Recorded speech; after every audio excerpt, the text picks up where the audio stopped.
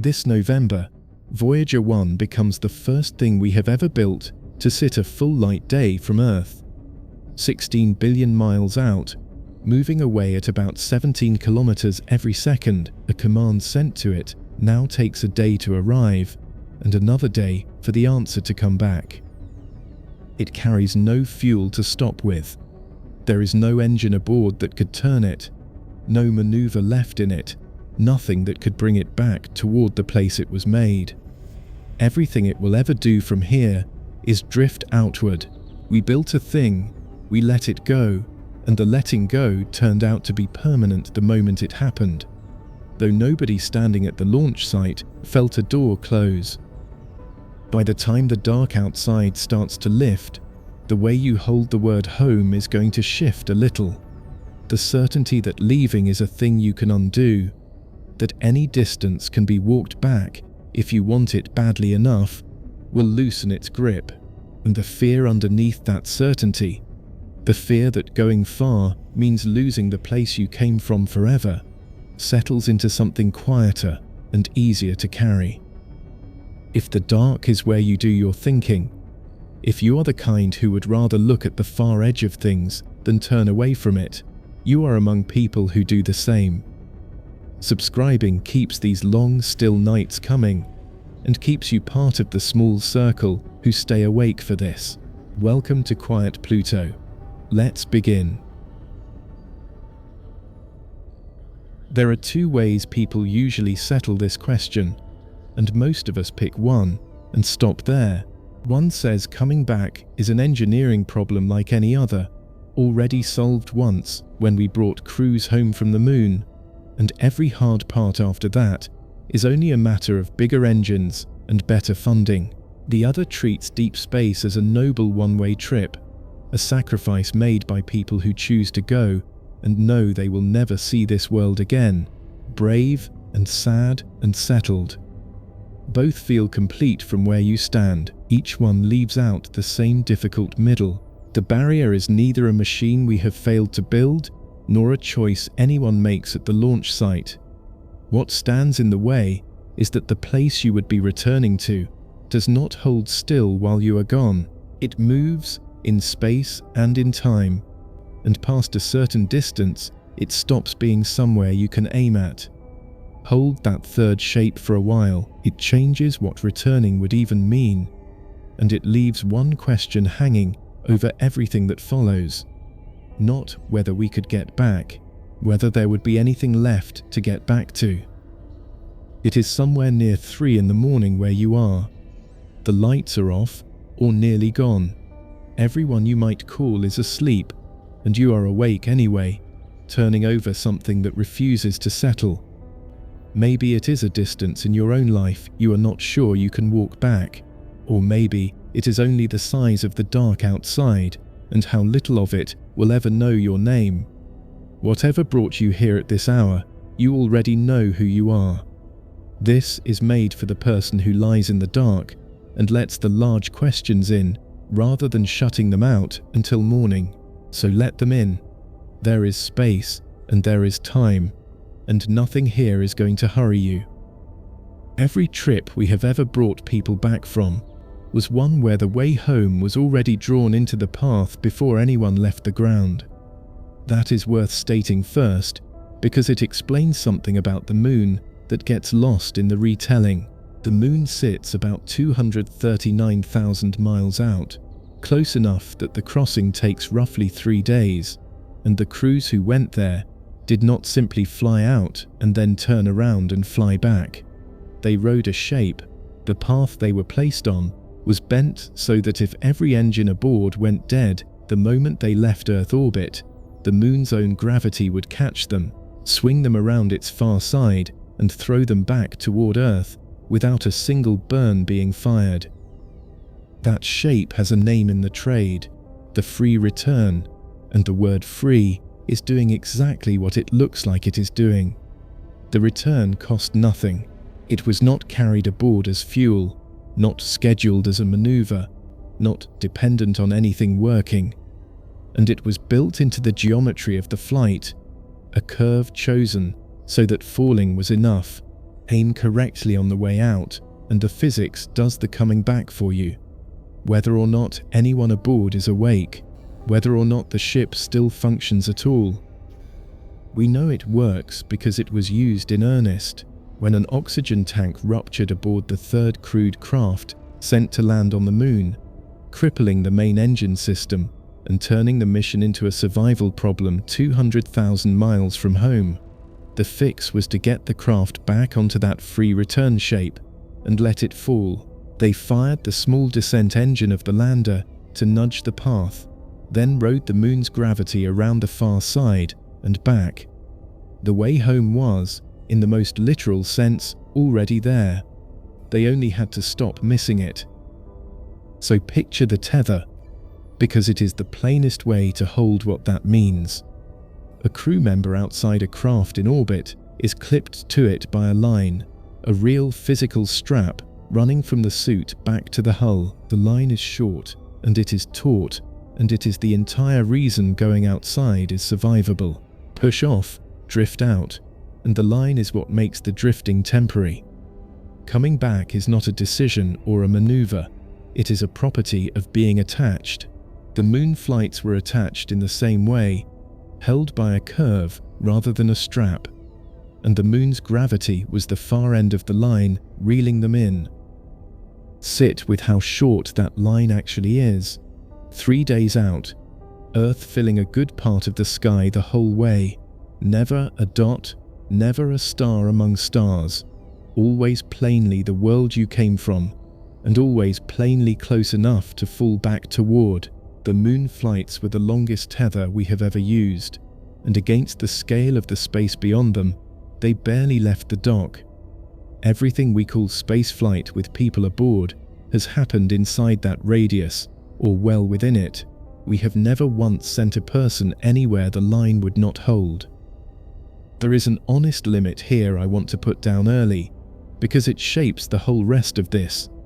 The free return works because of a particular arrangement that only exists close to home.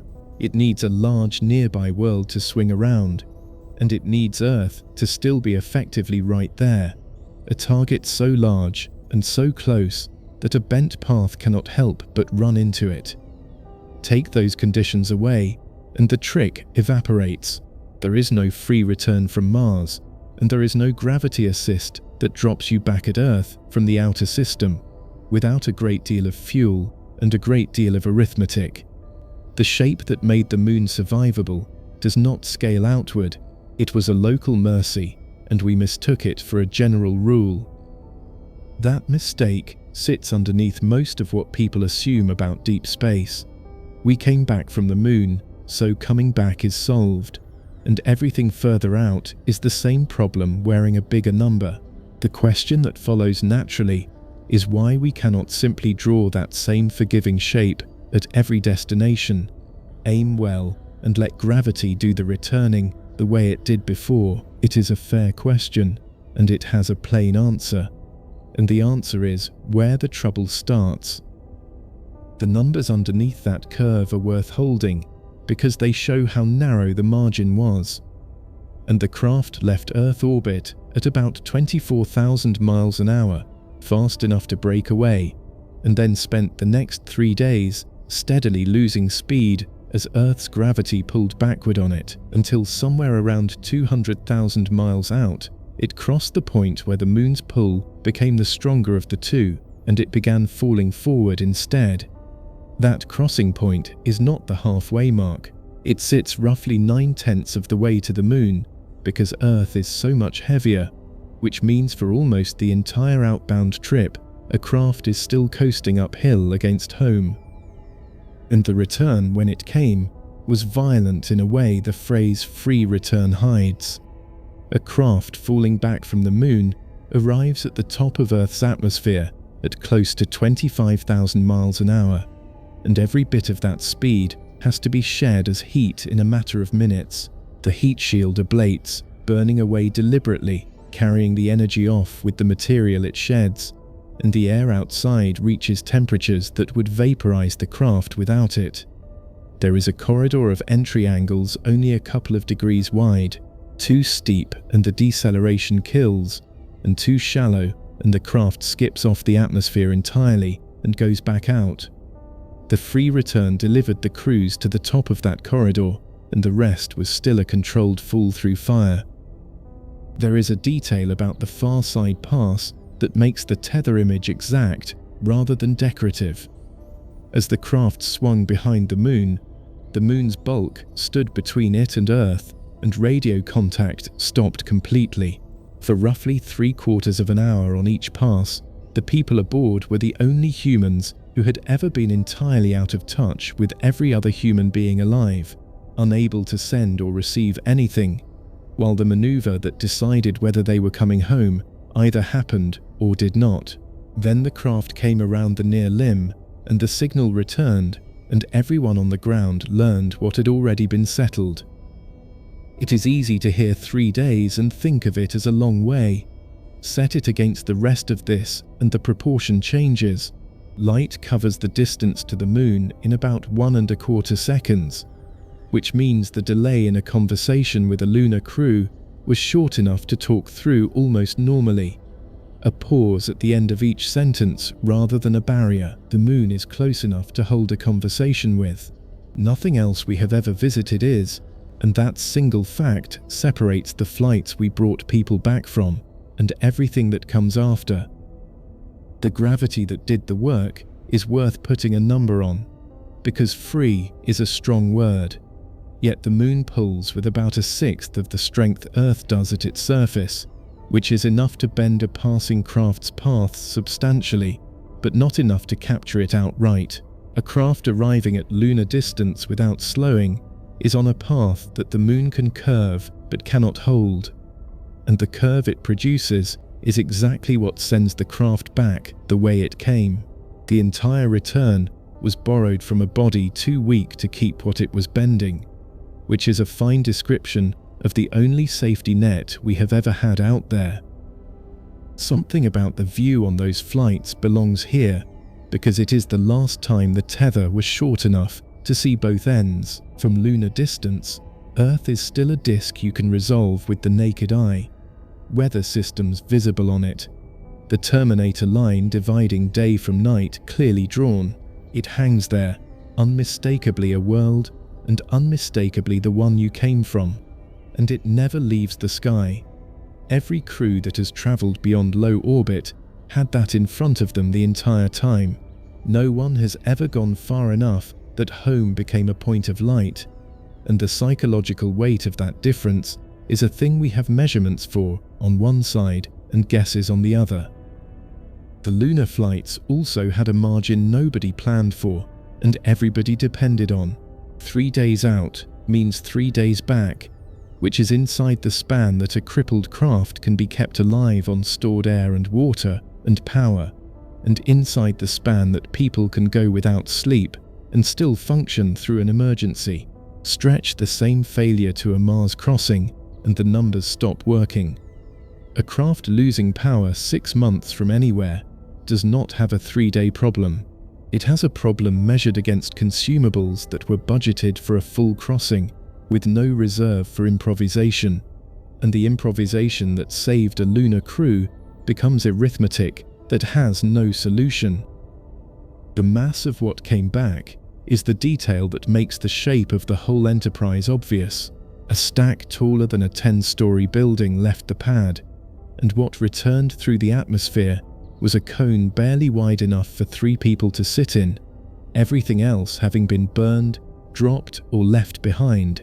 That ratio, an enormous machine consumed to deliver a small capsule back, is not an inefficiency anyone failed to solve. It is what the arithmetic demands, and it is the same arithmetic that makes the far more ambitious versions of this so difficult to close.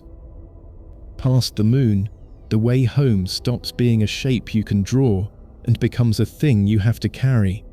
Nothing out there will bend your path back to Earth for free. You have to bring the return with you, in tanks, every kilogram of it, across the whole outbound crossing, and the moment the way home becomes cargo instead of geometry, the arithmetic turns against you in a way that gets worse the further you go. Getting to Mars on the cheapest available path costs about 5,700 meters per second of velocity change, and coming back costs roughly the same again. Those two numbers look symmetrical, and that symmetry hides the entire problem. The trip out and the trip back are not two equal halves of one bill, and the second half has to be paid with fuel that was already dragged through the first half, and dragging it is what breaks the arithmetic. Follow 1 kilogram of return propellant through its life, and the trap becomes plain. Before it can push anything home from Mars, that kilogram has to be lifted off Earth, which takes fuel. Then it has to be accelerated onto the crossing, which takes more fuel. And then it has to be slowed down and captured at Mars, which takes more still. It has sat in a tank for 6 months doing nothing, costing mass the entire way. And it has not yet done a single useful thing. Every kilogram set aside for coming home makes the ship heavier, and a heavier ship needs more fuel for every maneuver it makes, and that additional fuel is itself mass that must be pushed. The requirement feeds on itself. This is the rocket equation doing what it always does, and it is worth stating plainly, because it is the reason space travel is hard in a way that better engineering does not simply erase. A rocket moves by throwing mass out the back, and the fuel it has not burned yet is dead weight it must carry. So the relationship between how much velocity you want and how much propellant you need is not a straight line. It curves upward sharply. Wanting twice the velocity change does not mean twice the fuel. It can mean 4 times or 10, depending on the engine. Push the demand high enough, and the fraction of your ship that must be propellant climbs toward the point where there is no ship left, only tanks. Now stack the return on top of that curve. A crewed Mars craft has to carry enough to leave Earth, enough to slow at Mars, enough to leave Mars, and enough to slow at Earth. And each of those requirements multiplies against the others, rather than adding to them. The mass you would need at the launch pad to bring a modest crew and their return propellant to Mars and back is enormous, far beyond what has ever left this planet in a single stack. That is the arithmetic reason no crew has gone. Not courage, not will, not funding alone. The fuel to come home has to be carried out, and carrying it costs more fuel. And there is a point past which the numbers simply stop closing. Against the tether, this is the first real transformation. At the Moon, the line was anchored to something out there, held by gravity, costing nothing. Here there is no anchor. The tether has to be carried, coiled in tanks, hauled the whole way out, and it is spent by the act of using it. A line you must carry is a line with a length, and the length is fixed at the moment you leave the pad. Whatever you did not bring, you do not have, and whatever you burn getting somewhere, you cannot burn getting back. There is a way out of this trap, and I want to give it its full weight rather than pretending the wall is solid. If the return propellant does not have to be carried, the whole compounding collapses. Make it at the far end instead. Mars has carbon dioxide in its air and water frozen in its ground, and both can be worked into rocket propellant with chemistry we understand and equipment we have designed. A ship that arrives empty and fills its tanks from the planet it landed on has broken the multiplication entirely, because the return no longer costs anything on the way out. Every serious crewed Mars plan on the table depends on some version of this. And here is the honest state of that idea. It has never been done anywhere beyond Earth. A small experiment aboard a rover has pulled breathable oxygen out of the Martian atmosphere, which proves the principle at the scale of a few grams an hour. The distance from that to filling the tanks of a vehicle capable of lifting people off Mars is enormous, involving mining, water extraction, power generation, and chemical plants running unattended for years before anyone arrives to depend on them. It is a real engineering path rather than a fantasy, and it is also entirely unbuilt, and the crew that flies before it works is a crew whose way home is a number in a tank that only goes down. The compounding has a name and a shape, and once you see it in a single number, it is hard to unsee. To land a rover of about 1 ton on Mars, the stack that left Earth weighed several hundred tons at the pad. That is the ratio for something that was never coming back and never had to slow down gently at the end with people aboard. Now add the return, a crewed vehicle that must land, sustain people, lift off Mars, and cross back to Earth is a different order of problem, and the launch mass required climbs into territory that would take multiple heavy lift flights just to assemble in orbit before anything departs. There is another cost to carrying the return that has nothing to do with mass. Propellant does not sit patiently. The most efficient chemical fuels are cryogenic, meaning they must be kept at temperatures far below anything natural, and out in sunlight they slowly boil off no matter how well insulated the tank. A ship that carries its return propellant across a 6-month crossing and then holds it for another 15 months on the surface is fighting that loss for nearly 2 years. Every day some fraction escapes, the way home evaporates, gradually, while everyone waits. There is a way to see the compounding without any equations, and it comes from thinking about where the mass sits at each stage. A ship leaving Earth for Mars with the fuel to return is mostly propellant by weight, and the great majority of that propellant exists purely to move other propellant. Only a small fraction ever does the work anyone cares about, which is moving the crew and their supplies. Every improvement in engine efficiency shifts that ratio, which is why the difference between a good engine and a mediocre one is not a few % of performance, but the difference between a mission that closes and one that does not. The problem also stacks in the wrong direction against safety margins. On Earth, a vehicle carries reserve fuel because running out is survivable and refueling is possible. In deep space, the reserve has to be carried the entire way, costing mass at every maneuver, and the temptation to trim it is constant because trimming it makes everything else easier. So the missions that close on paper are often the ones with the least margin, and the margin is precisely what would be needed if anything went wrong at the far end. There is a quiet pressure built into the arithmetic that pushes crude deep space design toward exactly the fragility you would least want. Nuclear propulsion is the other route out of the trap, and it deserves a mention alongside making fuel at the far end. A reactor heating propellant rather than burning it can roughly double the efficiency of a chemical engine, which in the compounding arithmetic translates into an enormous reduction in launch mass for the same mission. Designs of this kind were built and tested on the ground decades ago and performed as predicted. None has ever flown. The reasons are a mix of cost, politics, and the difficulty of launching a reactor through the atmosphere, none of which are physics, all of which have proven more durable than physics. And the staging trick deserves a mention because it is the only reason anything reaches orbit at all. A rocket sheds its empty tanks as it climbs, dropping the dead mass the instant it stops being useful, which is why launch vehicles come apart in pieces on the way up, rather than flying as a single object.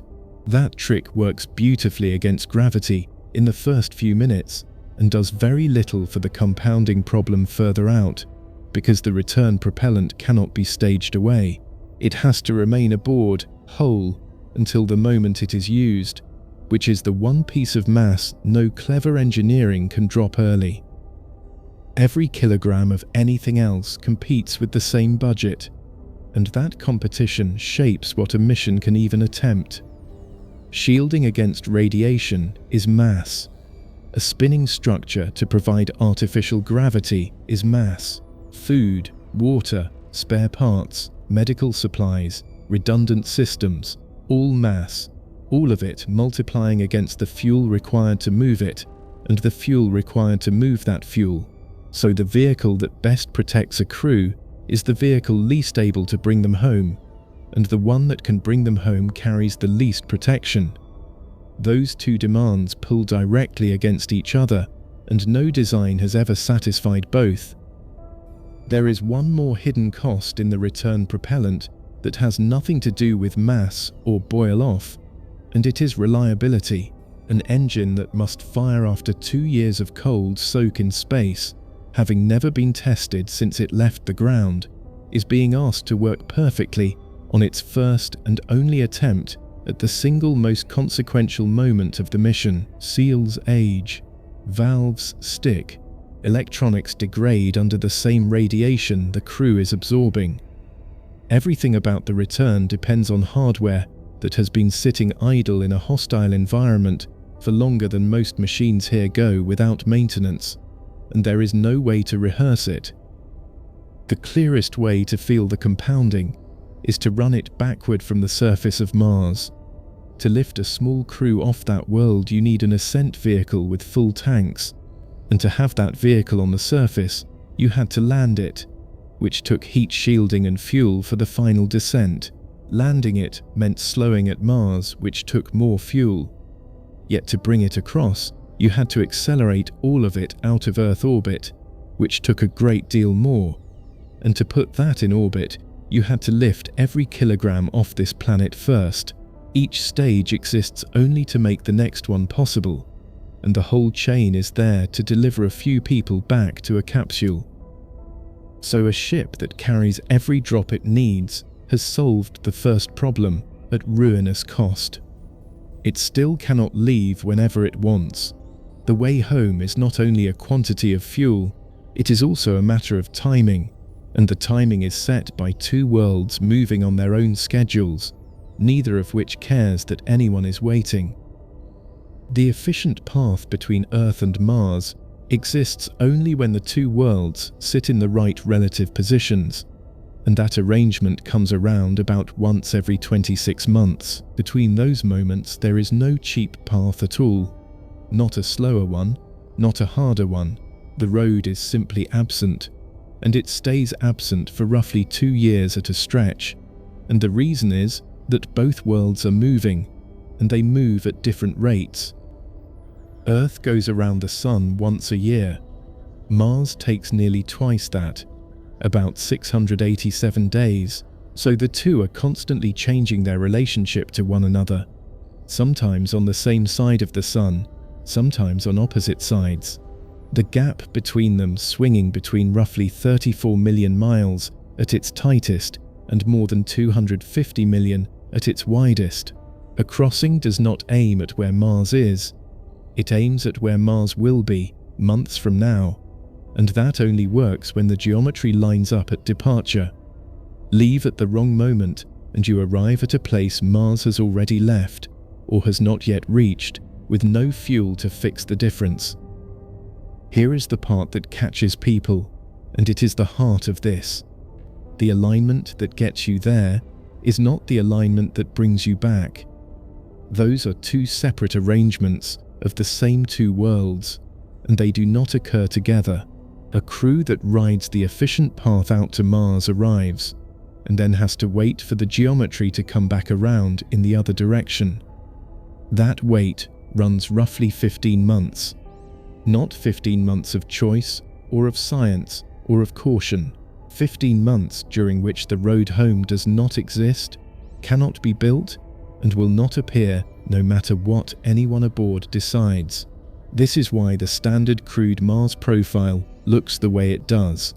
About 180 days out, about 500 days on the surface, about 180 days back. The 500 days in the middle are not a research program. They are a weight imposed by orbital mechanics. So consider what that does to the tether. At the Moon, the line was permanently attached and gravity held the far end. Here the line exists for a few weeks out of every 26 months, and the rest of the time there is nothing there at all. Not a weak line, not a long line, no line. A crew standing on Mars a month after the departure opportunity closes is not connected to Earth by anything but distance and radio. and will not be for over 2 years, and every one of those days is a day of consumables, of equipment aging, of bodies degrading in a place that will not sustain them. And that assumes the burn happens on schedule and works. Miss it, whether from a mechanical failure or a fuel shortfall or a mistake in the numbers, and the consequence is not a delay. It is a change of destiny, a craft that fires wrong, or fires late, or does not fire, ends up on a path shaped by the gravity of whatever it was near, and that path may not intersect Earth's orbit again for a decade. It may never intersect it again at all. The difference between coming home and drifting is one burn, executed correctly, in the correct few minutes, with fuel that has been sitting in a tank for 2 years waiting for exactly that instant. This is also why abort options thin out so fast once you have left. In near-Earth space, a problem means coming down within hours. On the way to the Moon, it meant riding a curve home over days, and on the way to Mars, past a certain point, there is no abort at all. Turning around is more expensive than continuing, because you are already moving at enormous speed in the wrong direction, and would have to cancel all of that velocity and build it again in reverse. Some mission designs deliberately choose a path that swings past Mars and falls back toward Earth if the capture burn fails. Precisely so, a failure has somewhere to go. That path costs more fuel and arrives with less capability, and it exists only because the alternative is a craft with people aboard on a course that misses everything. Now, the constraint is not iron. Higher energy paths do widen the departure opportunities, letting a craft leave outside the ideal arrangement, at a fuel cost that climbs steeply the further you stray from it. A ship with enormous propellant reserves has more freedom than one running lean, so the door is not locked so much as it is priced, and the price is exactly the compounding mass problem from before, which the timing constraint now sharpens. You must carry the return fuel across the whole crossing, hold it unused for 15 months, and still have every drop of it when the alignment finally arrives. The gap between the two worlds swings so widely that the phrase "distance to Mars" barely means anything without a date attached. At their closest, the two sit around 34 million miles apart, and at their most distant, on opposite sides of the Sun, the gap opens past 250 million. A crew on Mars watching Earth pass behind the Sun loses radio contact entirely for a stretch of weeks while the Sun's interference swamps the signal, which happens roughly every 26 months and is planned around rather than avoided. During those weeks, there is no communication at all, in either direction, by any means. It helps to see what the weight actually demands in supplies. 500 days on the surface, for a crew of a handful of people, means food and water and breathable air for the better part of 2 years. All of it either carried from Earth or manufactured on site from Martian material, with no possibility of resupply if something is short. A shipment sent after them would itself have to wait for the next alignment and then take 6 months to arrive, which means the fastest emergency delivery anyone could mount runs somewhere close to 2 years from the moment the problem is discovered. There is no version of this where help is quick. The alignment does not merely open and close, it also varies in quality from one occurrence to the next, because neither orbit is a perfect circle. Some transfer openings are considerably cheaper than others, and the cycle of good and poor opportunities runs on a rhythm of about 15 years. A mission designed around a favorable alignment and then delayed by 2 years may face a departure that costs significantly more fuel for the same trip, which can mean less cargo, a smaller crew, or a mission that no longer closes at all. The schedule is not simply strict, it is strict and unevenly generous. Consider what this does to the idea of a rescue. On Earth, and even in orbit around it, help is a matter of hours or days. At Mars, A crew in trouble the month after the departure opportunity closes is looking at more than 2 years before anyone could reach them, even in principle, and the vehicle that came would have to be already built, already fueled, and already waiting, because there is no time to construct one inside that span. No rescue capability of that kind has ever existed for any mission beyond Earth orbit. The crews that have gone furthest went knowing that if something went badly wrong, the answer would have to come from inside the craft. There is a category of path that partly escapes the timing problem, and it is worth knowing about, because it shows how creative the workarounds get. Certain trajectories loop past a planet and fall back toward Earth on their own without any capture burn, arriving home about 2 years after departure. Whether or not anything worked at the far end, missions have been designed around exactly that shape, precisely so that a failure to stop at Mars means a long, unpleasant coast rather than a permanent departure. The cost is that the crew never lands, or lands only briefly, and the whole trip becomes an expensive flyby with a guarantee of return attached. Watch how the geometry actually looks, and the constraint stops feeling arbitrary. A craft leaving Earth on the efficient path is not flying toward Mars at all. It is climbing into a wider orbit around the Sun, an ellipse that touches Earth's path at one end and Mars's path at the other, and it coasts along that curve for months with the engine silent. Mars has to arrive at the meeting point at the same moment the craft does, which is why the departure time is fixed so tightly. The craft is not chasing anything. It is being thrown ahead to a place where a moving world will be, and the throw has to be released at exactly the right instant, or the meeting never happens. The same logic explains why the return is not simply the outbound path reversed. Leaving Mars means dropping into a tighter orbit around the Sun that touches Earth's path at the far end, and Earth has to be at that meeting point when the craft arrives. Earth moves faster around the Sun than Mars does, so the alignment for the inbound leg is a different arrangement entirely, and it comes around on its own schedule. 2 different doors, opening at 2 different times, neither one waiting on the other. The 15-month gap between them is simply the interval between one arrangement and the next. One consequence of the geometry is that a crew heading to Mars spends much of the crossing moving away from both worlds at once. There is a long middle stretch where Earth is far behind, Mars is far ahead, and the craft is simply out in the open on its own arc around the Sun, closer to nothing than it has ever been. That middle passage is where the radiation dose accumulates fastest, where any failure is furthest from help, and where the craft is at its most alone. No one crosses it as a boundary. What it amounts to is a region months wide that every crossing has to sit inside. The word alignment can make this sound like a rare astronomical event, and it is worth correcting that impression. Nothing spectacular happens in the sky when the arrangement is right.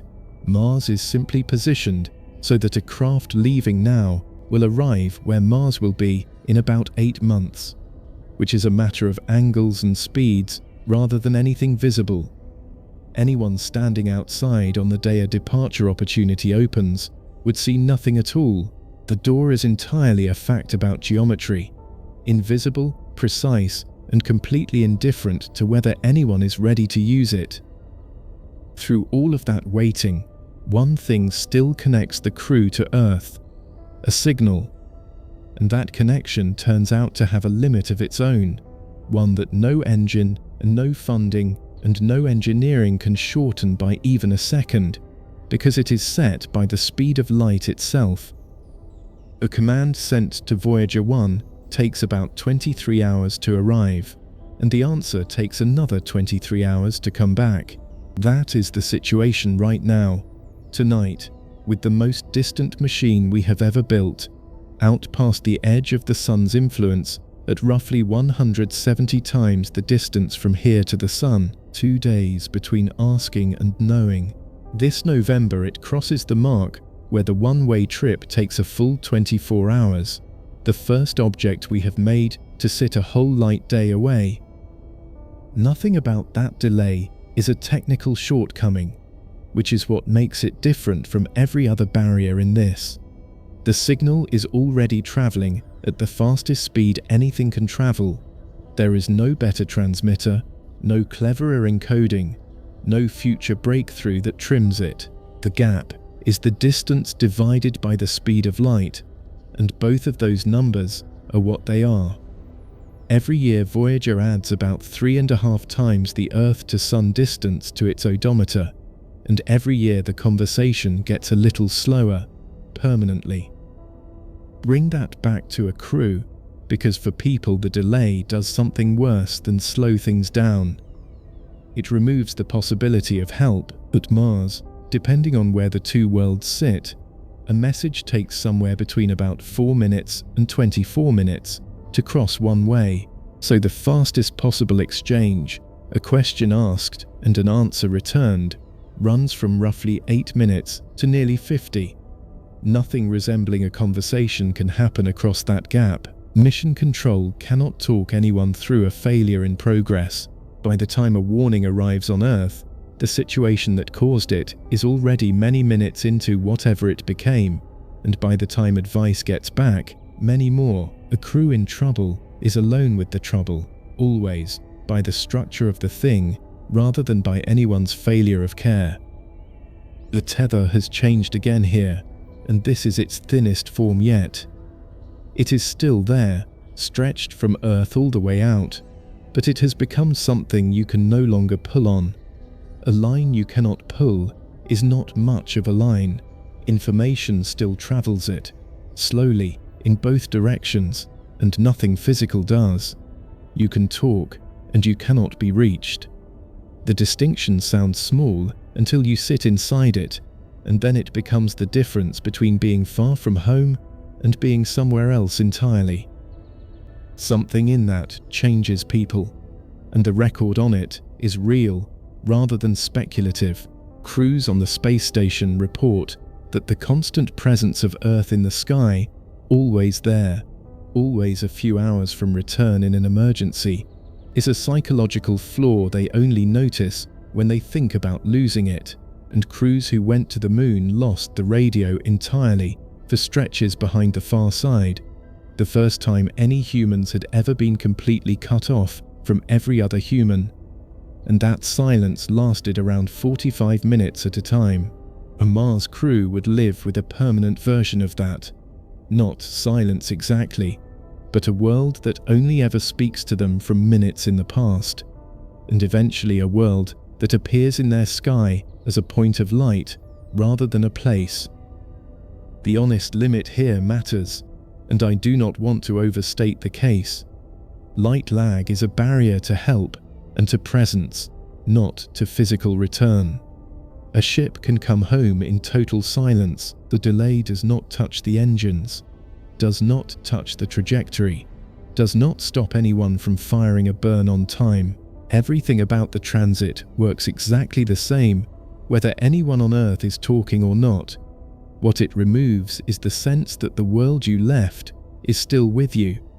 And while that is not a physics wall, it is a real thing that people carry. So a question starts forming that the whole rest of this has to answer. At what distance does Earth stop being a place you can reach for and become only a direction, a bearing you could point at with nothing at the end of it you could ever get back to? Voyager is well past that line already, though it was never coming back regardless. For a crew, the line falls somewhere else, and finding it means looking at what the crossing does to the people making it. The signal from Voyager arriving here now is almost unimaginably faint. It left the spacecraft with the power of a small refrigerator bulb, spread outward across 25 billion kilometers, and by the time it reaches Earth, the power collected by a dish the size of a building is measured in fractions of a billionth of a watt. We hear it at all because the dishes are enormous and the noise is carefully controlled, and we know exactly what frequency to listen on. The connection is real, and it is almost nothing, which is a fair description of what a tether becomes at that range. There is an operational consequence to the delay that reshapes how anything is done out there. When a craft lands on Mars, the entire descent from the top of the atmosphere to the surface takes about 7 minutes, which is less than the time a signal needs to cross, so the landing is over, one way or the other, before anyone on Earth learns it has begun. Every decision during those minutes is made by software written years earlier. Nobody is flying it. Everyone is watching a report of something that has already finished, and the same structure would apply to a crew's emergency, with the crew as the only actors and Earth as an audience receiving news from the past. The delay grows on a schedule nobody can negotiate with, and Voyager makes the shape of it plain. When it passed Jupiter, the round trip for a signal was well under 2 hours. At Saturn, it was a few hours. Now it is nearly 2 days, and by the middle of this century, it will be more than 2.5. Every year of drifting adds several minutes to the conversation, permanently, in one direction only. A relationship with a machine that began as a near real-time exchange has been slowly stretching into something closer to correspondence by letter, and it will keep stretching until the power finally fails and the letters stop. There is a strange consequence of the light delay that applies to the crew's sense of home rather than to any system aboard. Everything they see and hear of Earth is old. A message describing a birth, an election, a death, arrives already minutes stale at Mars and days stale further out, and there is no way to know the current state of anything.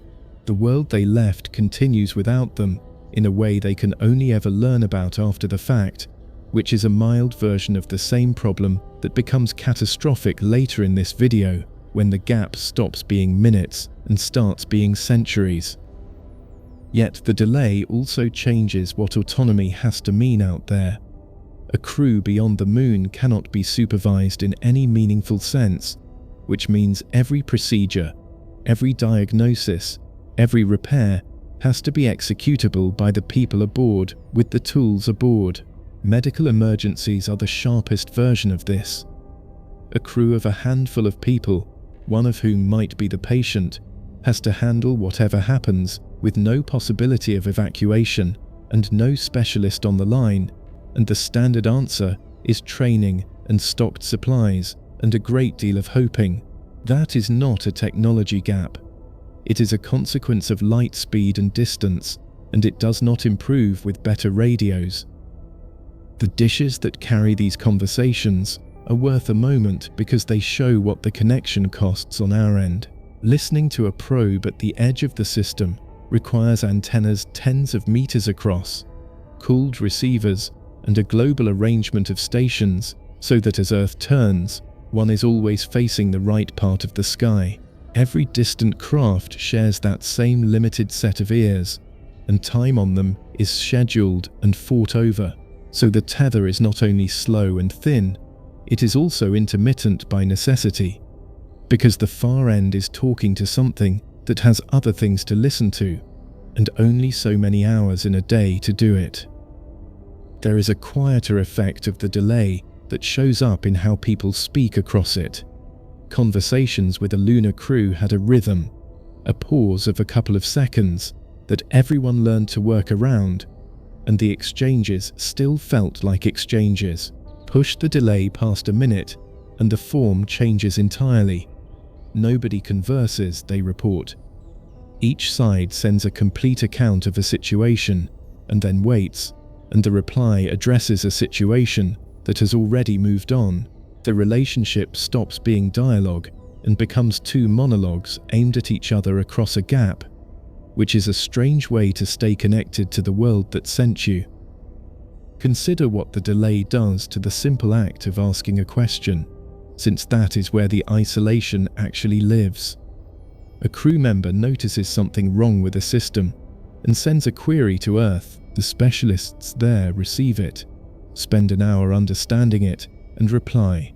By the time the answer arrives, The better part of a day has passed at the longer distances, and the situation has either resolved itself, gotten worse, or been handled by the crew without input.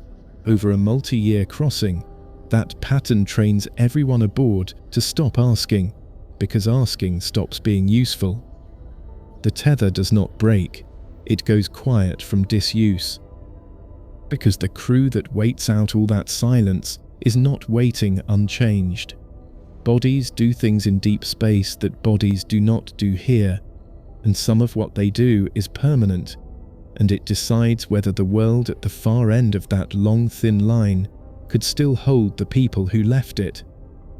Weight-bearing bone thins at roughly 1 to 2% every month without gravity, and the loss does not fully come back.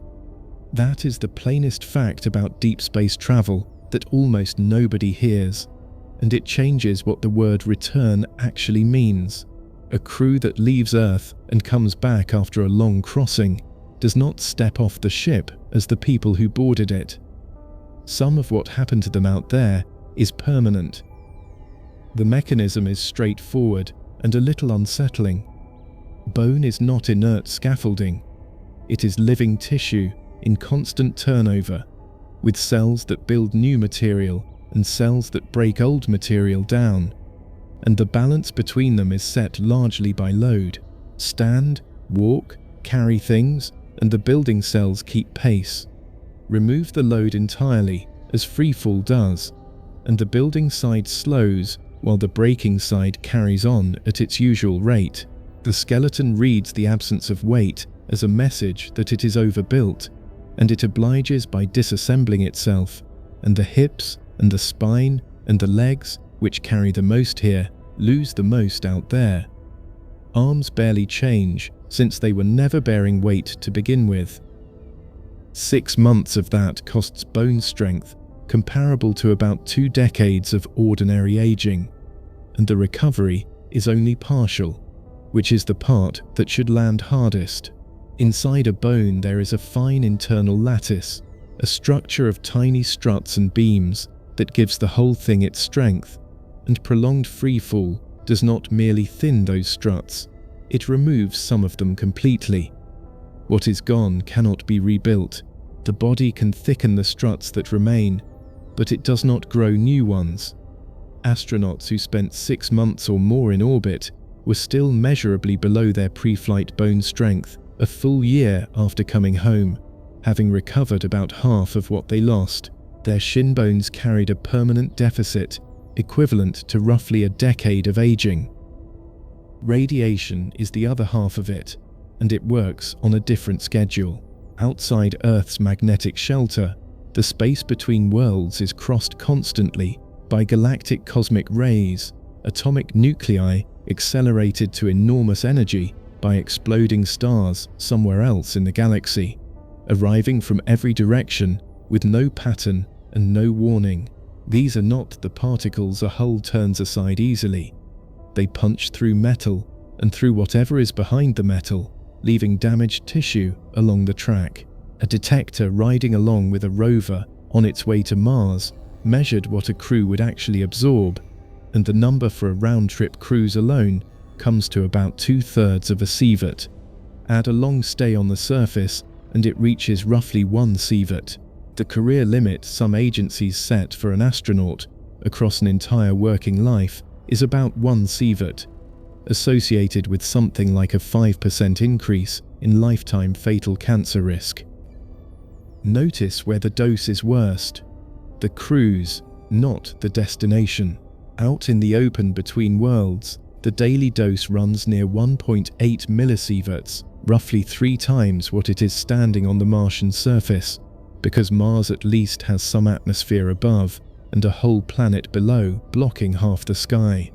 The dangerous part of going to Mars is the going, and the return trip is a second full dose of the worst part, taken by a body that has already absorbed the first one.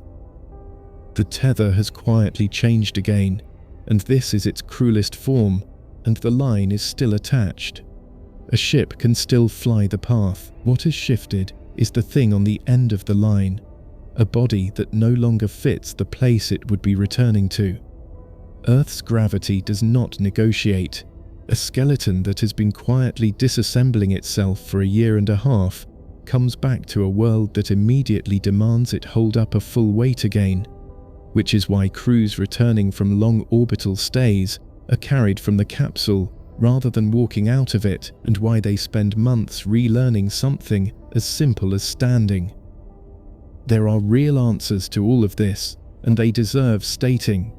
Spin a craft, or spin part of one, and the outward push against the floor stands in for gravity. And bones under load behave like bones under load, whether the pull is real or manufactured. That is well understood physics, and it would solve most of the skeletal problem. Better shielding, mass placed between crew and sky, water tanks arranged as a shelter, cuts the radiation. Faster transits cut the exposure by shortening the time. All of this is designable. None of it has been built at scale. No craft with people aboard has ever flown with spin-generated gravity. And the radiation figures we have came from one relatively quiet stretch of solar activity, meaning a crossing during a bad solar storm could be considerably worse than the numbers I just gave you. Bone is not the only thing that reads the absence of weight as an instruction. Muscle, especially in the legs and back, wastes quickly without load, and the heart itself, which on Earth works against gravity to push blood upward, gets easier duty in freefall and adapts by weakening.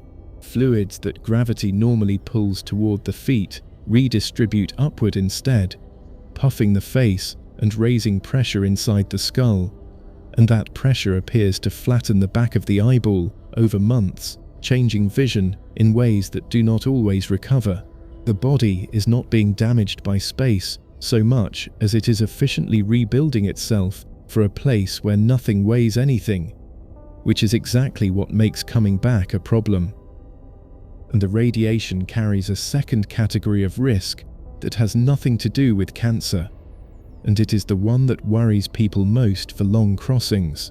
Heavy nuclei tearing through tissue leave tracks of damage, and when those tracks run through the central nervous system, the concern is cumulative harm to the structures that support memory and reasoning. Rodent studies exposed to comparable particle beams show lasting changes in behavior and learning. Whether that translates to people over a multi-year crossing is genuinely unknown, and we cannot find out without sending someone, which is an uncomfortable place for a question this consequential to sit. The countermeasures currently used in orbit show both what is possible and what is not enough. Crews exercise for something close to 2 hours a day, every day, strapped to resistance machines and treadmills designed to load the skeleton artificially, and that regimen substantially slows the loss without stopping it. 2 hours a day of hard work, simply to decay more slowly, is the price of staying in free fall, and it consumes crew time, power, and equipment reliability on a craft where all three are scarce. On a multi-year crossing with a small crew, maintaining that discipline through boredom and fatigue and equipment failure is itself a serious mission risk. A solar particle event is the sharp version of the radiation problem, distinct from the steady background. When the sun throws out a large burst of energetic particles, the dose rate in open space can spike enormously over hours, and a crew caught without shelter could receive in a single episode what they would otherwise accumulate over months. The standard answer is a storm shelter, a small volume surrounded by whatever mass the ship already carries, water, food, waste, arranged as shielding, where the crew waits it out. Those events are not predictable more than minutes ahead. The measured cruise dose we have was collected across a stretch when the sun happened to be relatively calm, which means the numbers describe a good crossing rather than a typical one. Sleep is the quiet casualty of long crossings, and it compounds everything else. In freefall, the body loses the cues it uses to organize a day. There is no proper up. The light does not change on a natural schedule, and the noise of a spacecraft never stops. Crews in orbit average significantly less sleep than they do on the ground, despite scheduling 8 hours, and sleep debt degrades judgment and immune function and mood in ways that are well documented here on Earth. Stretch that across a crossing measured in years, in a confined volume, with the same handful of people and no possibility of stepping outside, and the psychological load becomes a mission risk on the same order as the physical ones. The immune system also behaves oddly out there, and the reasons are only partly understood. Dormant viruses that most people carry quietly for life reactivate more often in crews on orbit, showing up in tests without necessarily causing illness, and immune cells show altered behavior that persists for a while after landing. The suspected causes are a mix of the free-fall environment itself, the radiation, the disrupted sleep, and the sustained stress of the work on a crossing lasting years. With no resupply of medication and no way to leave, an immune system operating below its usual standard is not a minor footnote. It is one more system quietly running out of margin, and it is easy to hear the exercise regimen and the shielding and conclude the problem is nearly handled. The honest summary is narrower than that. We know how to slow the losses substantially for missions of about 6 months, which is what the orbital record actually covers. Nobody has data on what 2.5 years in deep space does to a body, because nobody has been there, and the effects do not all scale in a straight line. Some plateau, some may not, and the only way to learn which is to send people and find out. That is the state of the knowledge, and it is thinner than the confidence usually attached to it. The eye problem deserves one more line, because it is the clearest example of a change that does not fully reverse. In freefall, fluid shifts toward the head, and the pressure inside the skull rises modestly and stays raised for the whole mission. Over months, that pressure appears to flatten the back of the eyeball and swell the optic nerve, shifting vision toward farsightedness, and in some crew members, the structural changes are still visible years after they came home. Nobody planned for that. It was discovered by noticing that people kept needing stronger reading glasses after long missions, which is a fair summary of how much we still do not know. Set the dose against something familiar, and the size of it lands better than the unit does. A single medical scan of the chest delivers a small fraction of a millisievert, and a person on the ground picks up a couple of millisieverts a year from the natural background. Going to Mars and back delivers roughly 2/3 of a sievert, which is several hundred times an ordinary annual dose, absorbed steadily over a year and a half with no way to step out of it. The body is not being irradiated in bursts, it is being crossed continuously by particles that pass straight through the ship as though it were open air. So the answer to whether a returning crew walks off the ship is, on current designs, probably not. They arrive fragile, carrying a dose near the limit of what anyone is willing to sanction, into a gravity that will take months to accommodate, and every bit of that assumes the trip is short enough that Earth is still recognizably the world they left. Going faster is the obvious fix, the one everyone reaches for: cut the transit and cut the damage. But going genuinely fast enough to make real distance small, does something to the idea of returning that is far stranger than anything the body suffers. Push a ship at a steady acceleration matching the pull you feel standing here, keep it up for years, and the distances start to collapse in a way that looks like a solution. A crew could reach the nearest stars in a handful of years by their own clocks. The problem is what happens to the clocks that stayed behind. 10 years aboard, out and back, and 26 years have passed on Earth. 20 years aboard costs about 345 years here. 30 years aboard costs roughly 4,500. Read that middle number again, because it is the center of this entire video. A crew leaves in their 30s, flies a steady push outward for a decade of their own time, turns around, comes back the same way, and steps off the ship in their 50s. 2 decades of their life spent ordinary breakfast and sleep cycles and arguments and boredom, aging exactly as anyone ages. And the world they land on has run through 3.5 centuries while they did it. Everyone they said goodbye to has been dead for roughly 300 years. Their children died of old age 2 centuries before the ship came back. The country that launched them may not exist, and the language on the ground has drifted the way English has drifted since the 1600s. That ship arrived perfectly, and the coordinates were right. Every system worked, and there is nothing there to come back to. This is not speculation, and it is not a quirk of some exotic theory. Time dilation is measured constantly, routinely, in ordinary equipment. Clocks flown on aircraft come back disagreeing with clocks left on the ground by exactly the predicted amount. The satellites that provide navigation run corrections for it continuously, and without those corrections, positions would drift wrong within minutes.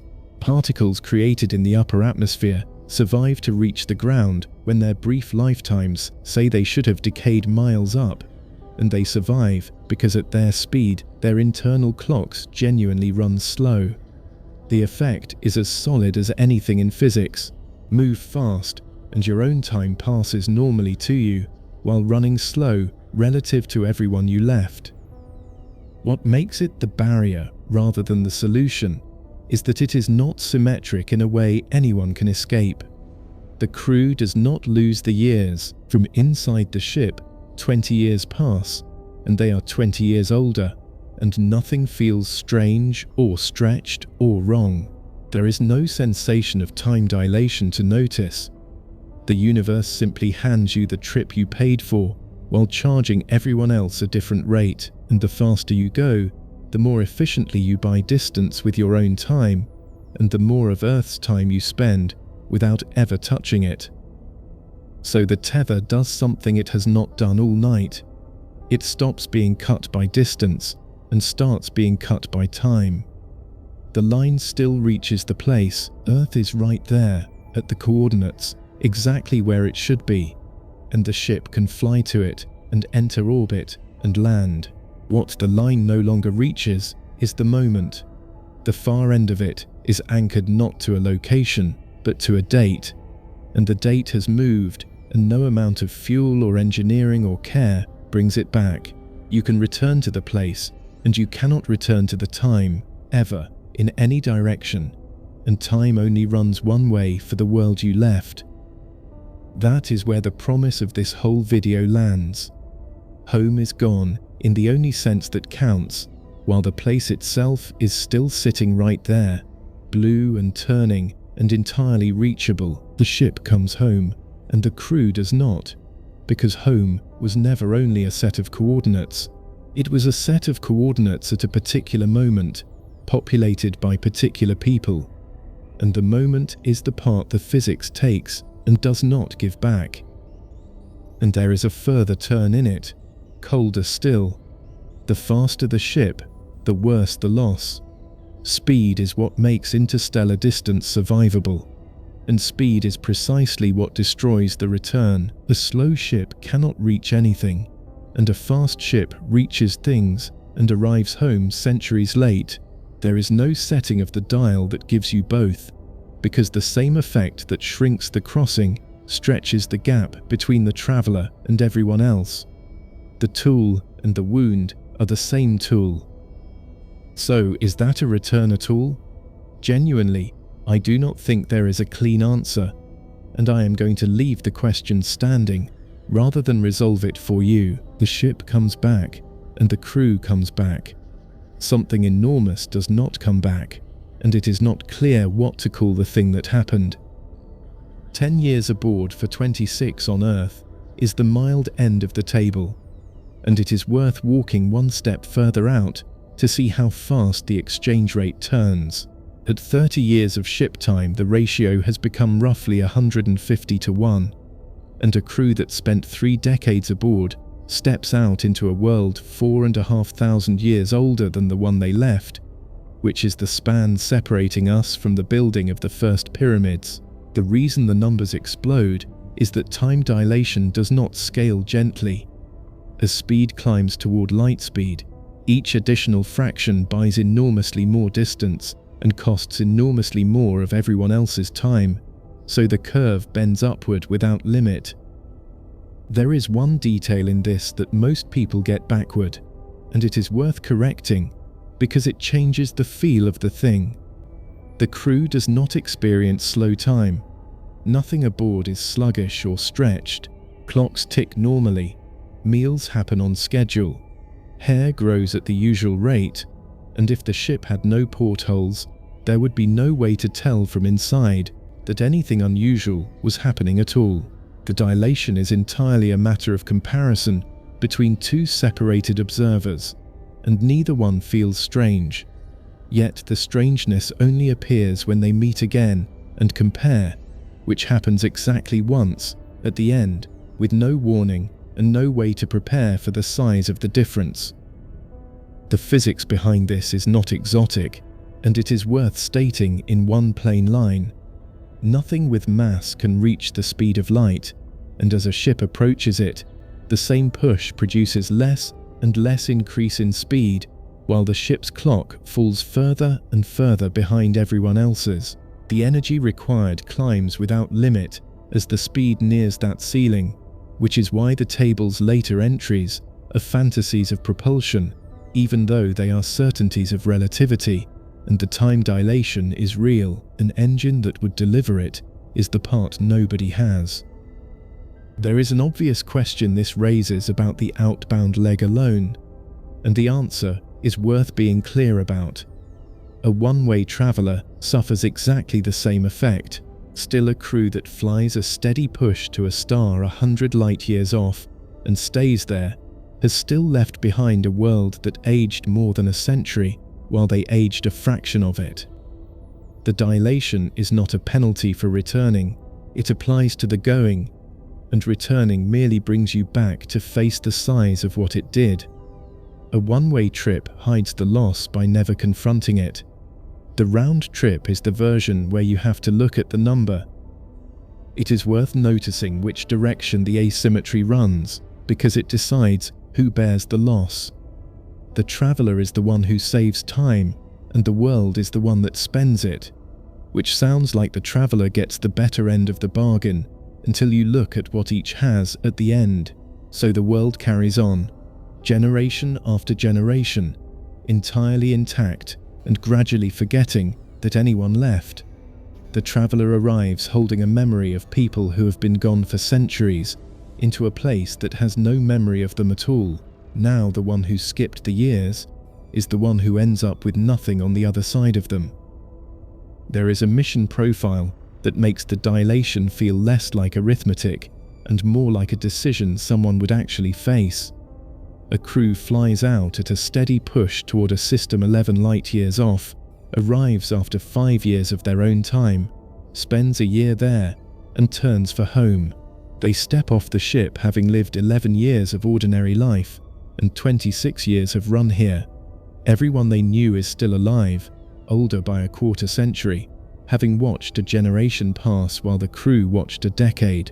That is the mildest imaginable version, the one nearest the edge of the survivable, and even it costs a person every relationship they had in the form they left it.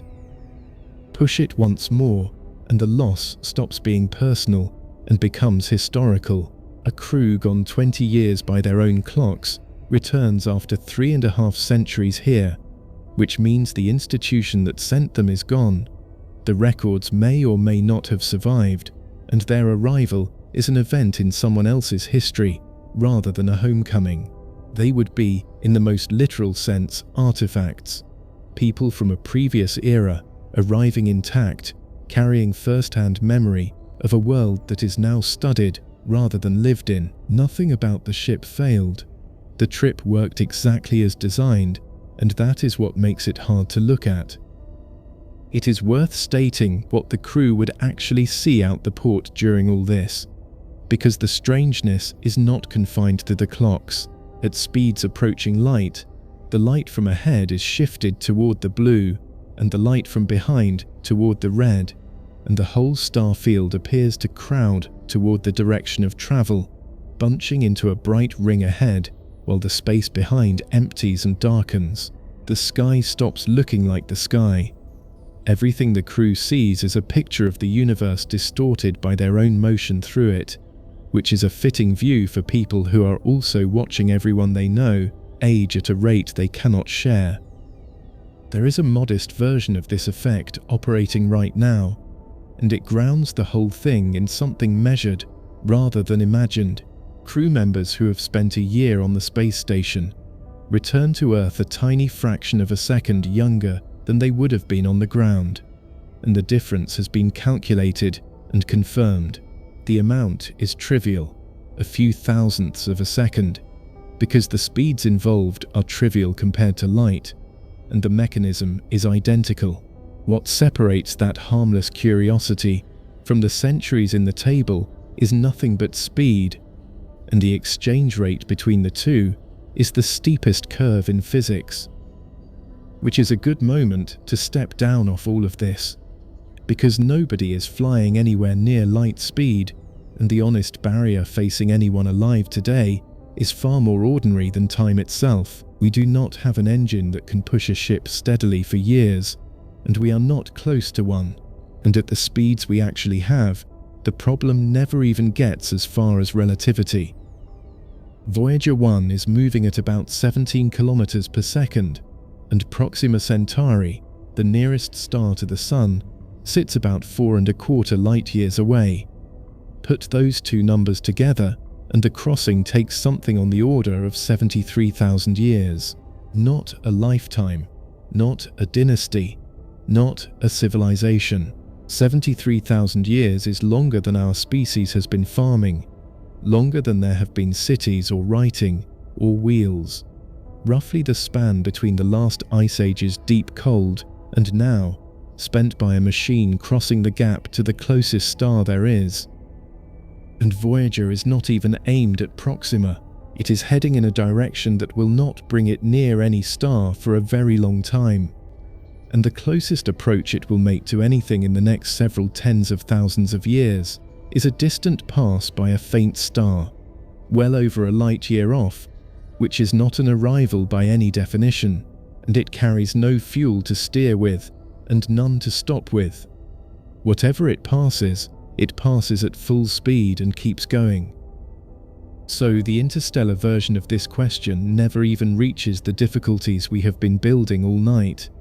There is no return problem at Proxima Centauri, because there is no arrival, nothing aboard would live to see it, no crew, no equipment, no power source.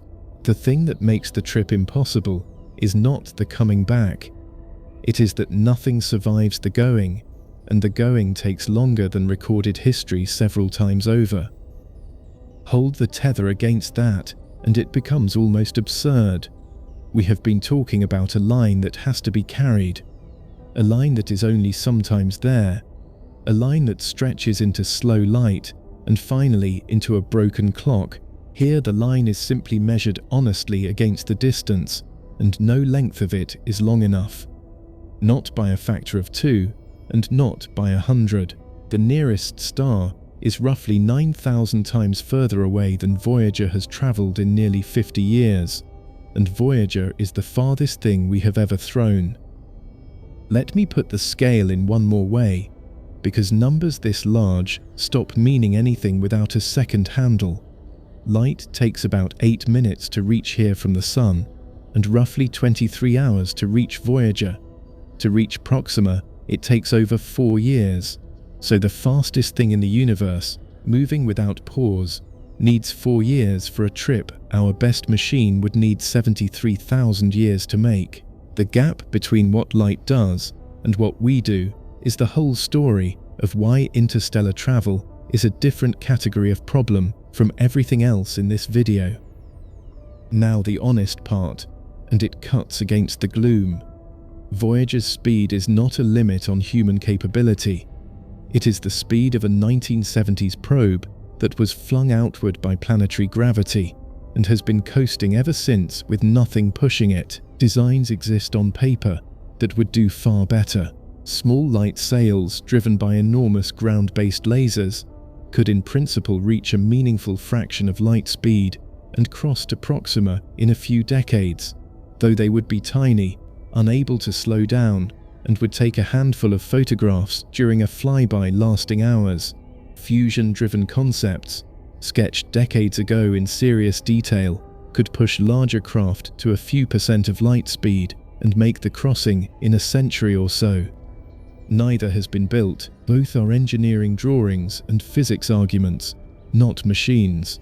But they are not violations of any law, and that matters. Which leaves a question I want to keep alive rather than answer, because it is the one the whole video eventually has to face. Is the barrier physics, or is it patience and money?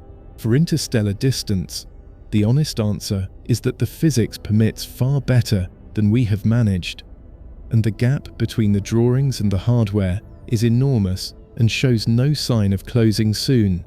Yet for the round trip specifically, some walls really are structural and some are only expensive, and telling them apart is harder than either the optimists or the pessimists usually admit. The gravitational assists that gave Voyager its speed are worth understanding, because they are the reason anything of ours moves that fast at all, and also the reason it cannot stop. A craft passing close behind a planet in its orbit steals a tiny amount of that planet's momentum, and the planet, being unimaginably heavier, loses a fraction of its speed, too small to ever measure. Voyager did this at Jupiter and again at Saturn, and those two encounters, not its rocket, account for most of the velocity it carries now. Momentum given by a planet cannot be handed back without another encounter of the same kind, and there are no planets where it is going. The energy arithmetic of stopping is the part that quietly rules out most interstellar designs. A craft that reaches a meaningful fraction of light speed carries an enormous amount of kinetic energy, and arriving somewhere means shedding all of it. Slowing down costs roughly what speeding up cost, which means a mission that intends to stop needs to carry the means to brake as well as accelerate, doubling an already impossible fuel requirement, or find something at the far end to brake against. Flyby missions dodge this entirely by never stopping, which is why the serious near-term interstellar concepts are all flybys. They are not designed to arrive, and they are designed to pass through and keep going, exactly as Voyager does. Set the scale of the local system against the gap to the next star, and the emptiness becomes clearer than any number can make it.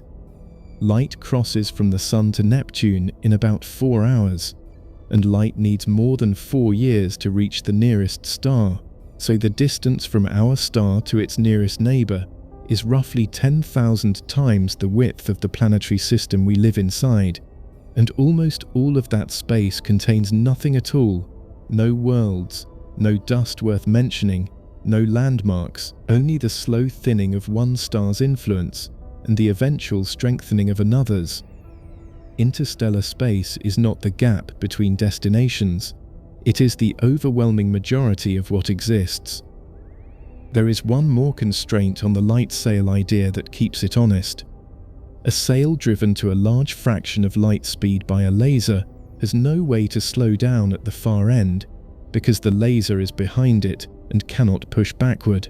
Some designs propose using the destination star's own light and magnetic field to brake, which works only for very light craft and adds enormous complexity.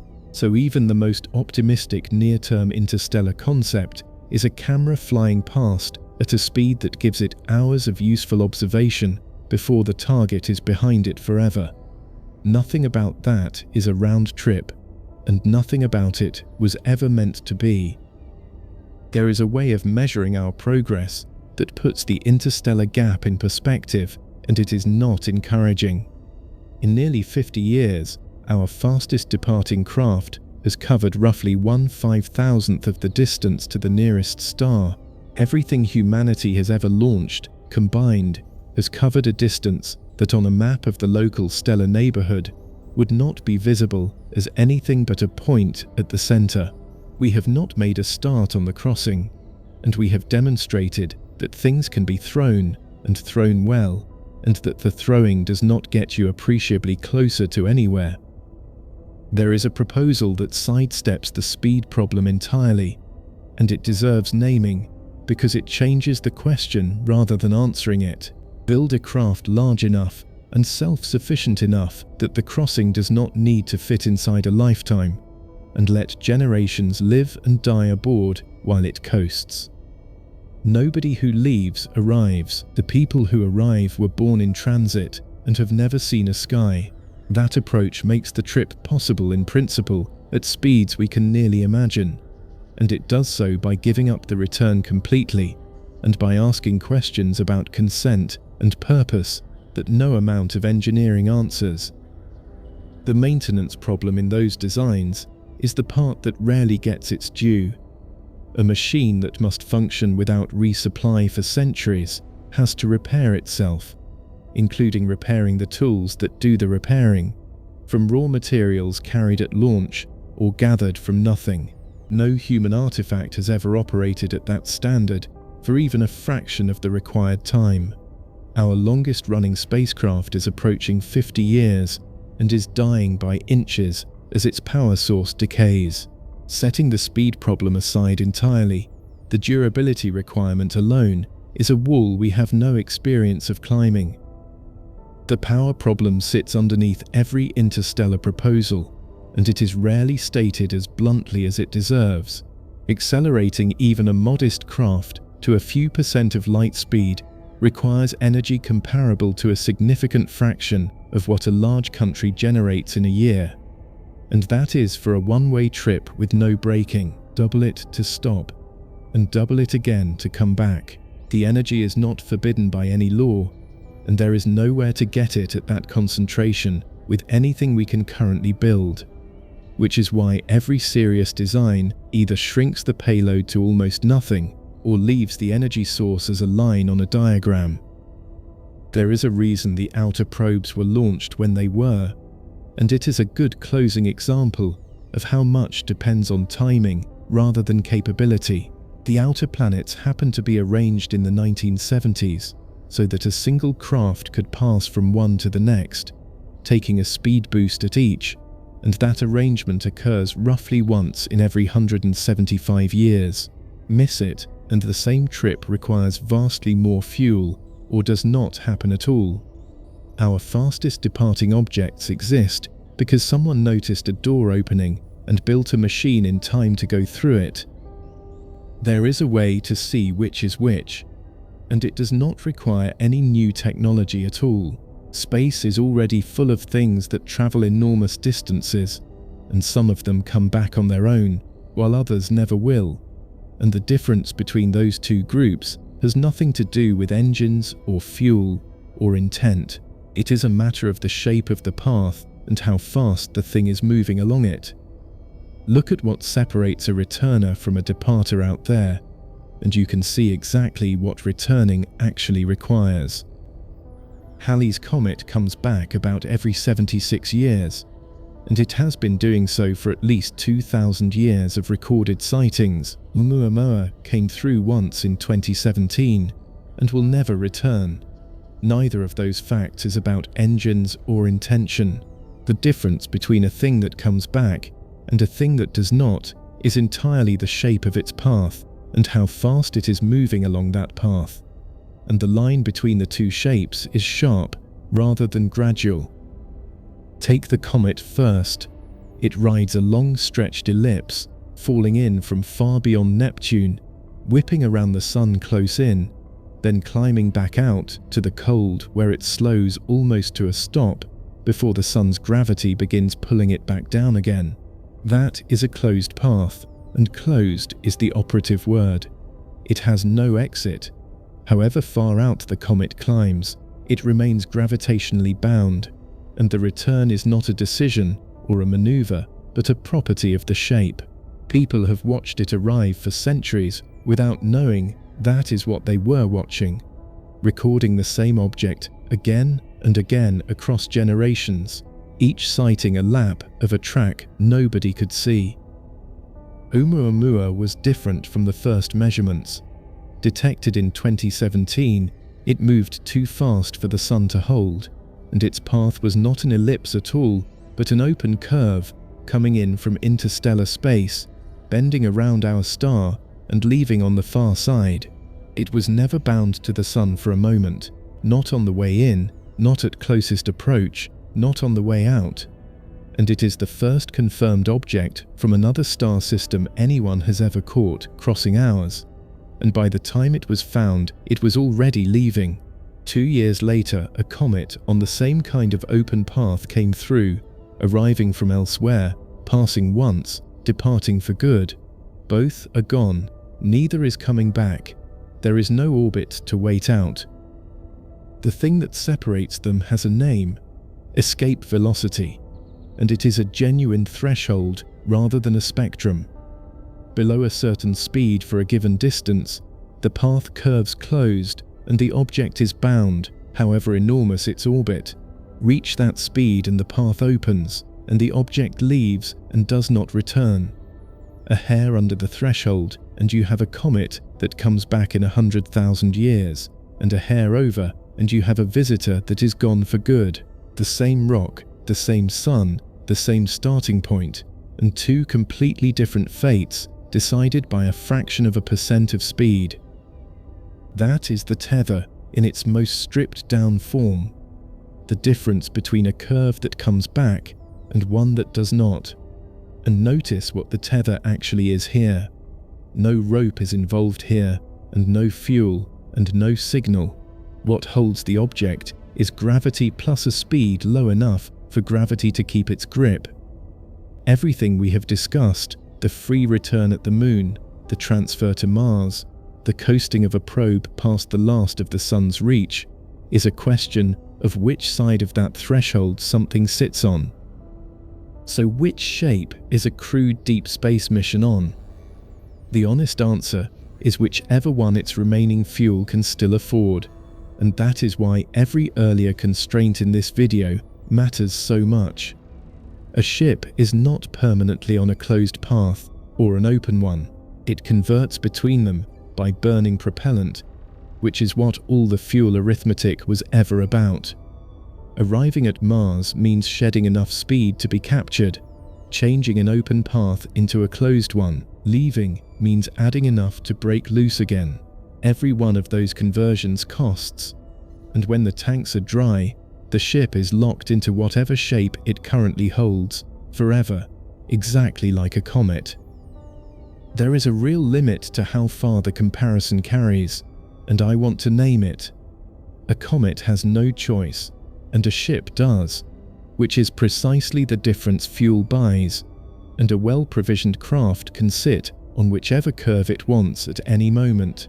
So the hard line between returners and departers is crossable at a price, and the whole question of whether return is possible collapses back into whether the price was paid before launch and whether anything was spilled along the way. The physics is not forbidding the return, it is invoicing for it.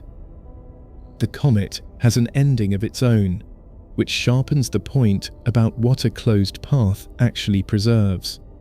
Every pass near the Sun, Halley loses material, boiling off gas and dust into the long tail that makes it visible from here. That loss is permanent. Over enough returns, a comet exhausts its volatiles and becomes a dark inert lump, or it breaks apart entirely. So even the object that comes back reliably is not coming back unchanged. The orbit repeats, and the thing riding it is diminished each time, and eventually there is nothing left to return. Oumuamua's departure has a shape worth stating precisely, because it explains why nobody could chase it. By the time it was identified, it had already rounded the Sun and was heading outward, gaining distance every day, and any craft sent after it would have needed to match a speed our rockets cannot reach, while starting from a standstill and giving away months of head start. Studies were run on whether an intercept was possible at all, and the answers required either technologies that do not exist or a launch that should have happened before the object was discovered. It passed through our system once, was seen for a matter of weeks, and became permanently unreachable while people were still arguing about what it was. There is a useful third case sitting between the comet and the visitor, and it is one of our own making. Several of our probes were given enough speed by planetary encounters to exceed escape velocity from the Sun entirely, and they are now on open paths of the same mathematical kind as Oumuamua's, leaving permanently. We have manufactured departers. 5 of them are out there now, having been converted from bound objects into unbound ones by nothing more than well-timed passes behind giant planets, which is the clearest demonstration that the line between the two shapes is crossable, and that crossing it in the outward direction is far easier than crossing back. Escape velocity has a property that makes the threshold feel less abstract, which is that it depends on where you are as well as how fast you are going. Close to the Sun, the speed needed to break free is enormous. Far out, it is small because the pull has weakened with distance, so a craft that was firmly bound near the inner system can find itself effectively unbound much further out with the same speed, and a small nudge in the right place can decide the outcome. The threshold is not fixed in space, it moves with distance, which is why so much of spaceflight is about doing the right small thing at exactly the right place. The way we set our own probes onto departing paths is exactly the mechanism that makes the shapes feel less abstract. A craft aimed to pass behind a planet in the direction of that planet's travel comes away faster than it arrived, having taken a share of the planet's orbital momentum. Do that once and a bound path stretches, and do it 2 or 3 times with the right worlds in the right order, and the path opens entirely, and the craft leaves for good. What decides the outcome is arriving at a specific place at a specific time, which is why those opportunities depend on rare alignments of the outer planets, and why missing one can mean waiting well over a century for another. The comet's returns are the closest thing we have to a natural clock running on human history, and that is worth pausing on. It has been recorded again and again across 2,000 years by people who had no idea they were seeing the same object, treating each appearance as an omen or a portent belonging to their own moment. Only much later did anyone connect the sightings and realize they were watching one thing come back on a schedule. The pattern was always there. It simply operated on a timescale longer than any single observer, which is exactly the problem with recognizing every other long shape this video has described. There is a small irony in what the closed path costs, and it fits the video's argument neatly. Halley returns, and every return degrades it. The visitor never returns, and nothing about the passage changed it much at all, since a single loop around a star does comparatively little to a body that keeps going. So the thing that comes home is the thing that is being slowly consumed by coming home, and the thing that leaves for good departs essentially intact. Returning is not free even for objects with no engines and no crew. It costs whatever the coming back requires, every time. There is a useful way to picture what escape velocity actually means, and it has nothing to do with breaking free of anything. An object above that speed is not fighting its way out, it is simply moving fast enough that the pull, which never stops and never switches off, can only slow it toward a non-zero speed rather than stopping it entirely. The Sun keeps pulling on every departing object forever, and forever is not long enough. That is the whole of the threshold. Not a barrier crossed, but a race between a diminishing pull and a speed that stays above what the pull can ever cancel. But every one of these shapes, closed or open, returns a traveler to a point in space, That is all an orbit can promise, and the trouble hiding underneath this entire night is that the point anyone would want to return to does not stay where it was, or what it was, while the traveller is gone. Earth is not a fixed point. It only looks like one from inside a single lifetime. The continents are sliding across the planet at roughly the rate fingernails grow, a few centimeters a year, which sounds like nothing until you multiply it by the timescales this video has been throwing around. 10 million years of that motion moves a coastline by hundreds of kilometers. 100 million rearranges the map entirely, closes oceans, raises mountain ranges where there was sea, and a traveller returning across those spans would arrive at the right coordinates and find a world whose surface has been redrawn. That is the slow version, and it is the least of it. The deeper problem is that the sun is getting brighter. Not dramatically, not on any schedule anyone alive will notice, but steadily and without pause, as it has since it formed. A star fusing hydrogen in its core gradually accumulates helium there. The core contracts and heats, and the star's output creeps upward. Our sun is something like 30% brighter now than when Earth was young, and it will keep climbing on a scale of hundreds of millions to about 1 billion years. That rising output will push Earth past a threshold where the oceans evaporate faster than they can be replenished, and the water is lost to space. We do not have to speculate about what the end of that road looks like, because there is a finished example next door. Venus is nearly Earth's twin in size and composition, born from the same material, sitting only a little closer to the Sun. Its surface holds at about 465 degrees Celsius, hot enough to melt lead under an atmosphere 90 times the weight of ours. It may have had temperate water once, and it ran a feedback loop of heat and vapor that never let go, and now nothing about it can be undone. Look at Venus, and you are looking at Earth's far future with the middle steps removed. Mars is the other ending. A smaller world that cooled faster, lost the churning core that generated its magnetic shield, and then had its atmosphere gradually stripped away by the solar wind until liquid water could no longer sit on its surface. Dry channels, empty lake beds, a thin cold sky, 2 neighbours, 2 roads out of habitability, one by heat and one by cold, and Earth sitting between them on a clock of its own. The tether has quietly done its last transformation here, and it is the one that undoes all the others. Every problem so far assumed the far end of the line was fixed, and the only question was whether the traveller could get back to it. What this says is that the anchor itself is drifting. The point the line is tied to is in motion, in space, and in time, and it does not wait. A traveller crossing enormous spans is not aiming at a place, they are aiming at a snapshot of a place, taken on the day they left, and the snapshot has an expiry date printed on it that nobody can read.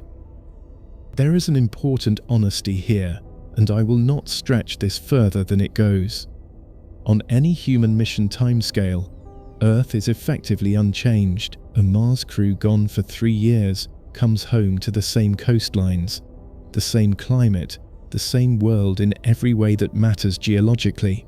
Even a crew gone a century would find the map recognizable. The changes I have described only bite at the relativistic and interstellar scales, the ones from a few movements ago, where a crew ages 20 years and Earth ages 345, or where a voyage takes tens of thousands of years. For anyone we might actually send in the coming decades, the world waits. It genuinely does. But those are exactly the trips this video is about. And at those scales, the question changes shape. A traveller returning after 4,500 years arrives at a planet whose civilizations have turned over several times, and a traveller returning after a few million finds different coastlines, and a traveller returning across the truly deep spans finds a world moving toward the state of Venus. At every scale the same thing is true, only more so. The thing being returned to is a process rather than an object, and processes do not hold still to be come back to. The sun's brightening has a second consequence that arrives long before the oceans go, and it works through the rocks rather than the air. Higher temperatures speed up the weathering of silicate rock, and that weathering pulls carbon dioxide out of the atmosphere and locks it into stone. Strip enough carbon dioxide away, and plants that depend on it begin to fail, which unwinds the food chains resting on them. On that account, the biosphere does not end when the water boils. It thins out from the bottom several 100 million years earlier, quietly, with the oceans still in place and the sky still blue. Even the shape of the sky changes on these timescales, which matters for anyone imagining a return to a familiar view. The stars are all moving, each on its own path around the galaxy, and the patterns we recognize hold together only for a few tens of thousands of years before they visibly distort. A traveler gone long enough would come back to constellations that no longer exist as any culture on Earth ever drew them. The moon is slowly receding as well, drifting outward a few centimeters a year, so that in the deep future it appears smaller in the sky and no longer covers the sun during an eclipse. Everything overhead is on the move as surely as the continents. There is an oddity in the deep future worth putting beside the Venus ending, because it complicates the picture rather than darkening it. As the sun brightens over billions of years, the region where liquid water can exist migrates outward, and Mars, currently far too cold and thin-aired for it, sits inside that migrating band later on. A world that is a frozen ruin now would be receiving considerably more warmth then. Whether anything could come of that depends on an atmosphere Mars no longer has and cannot easily regain.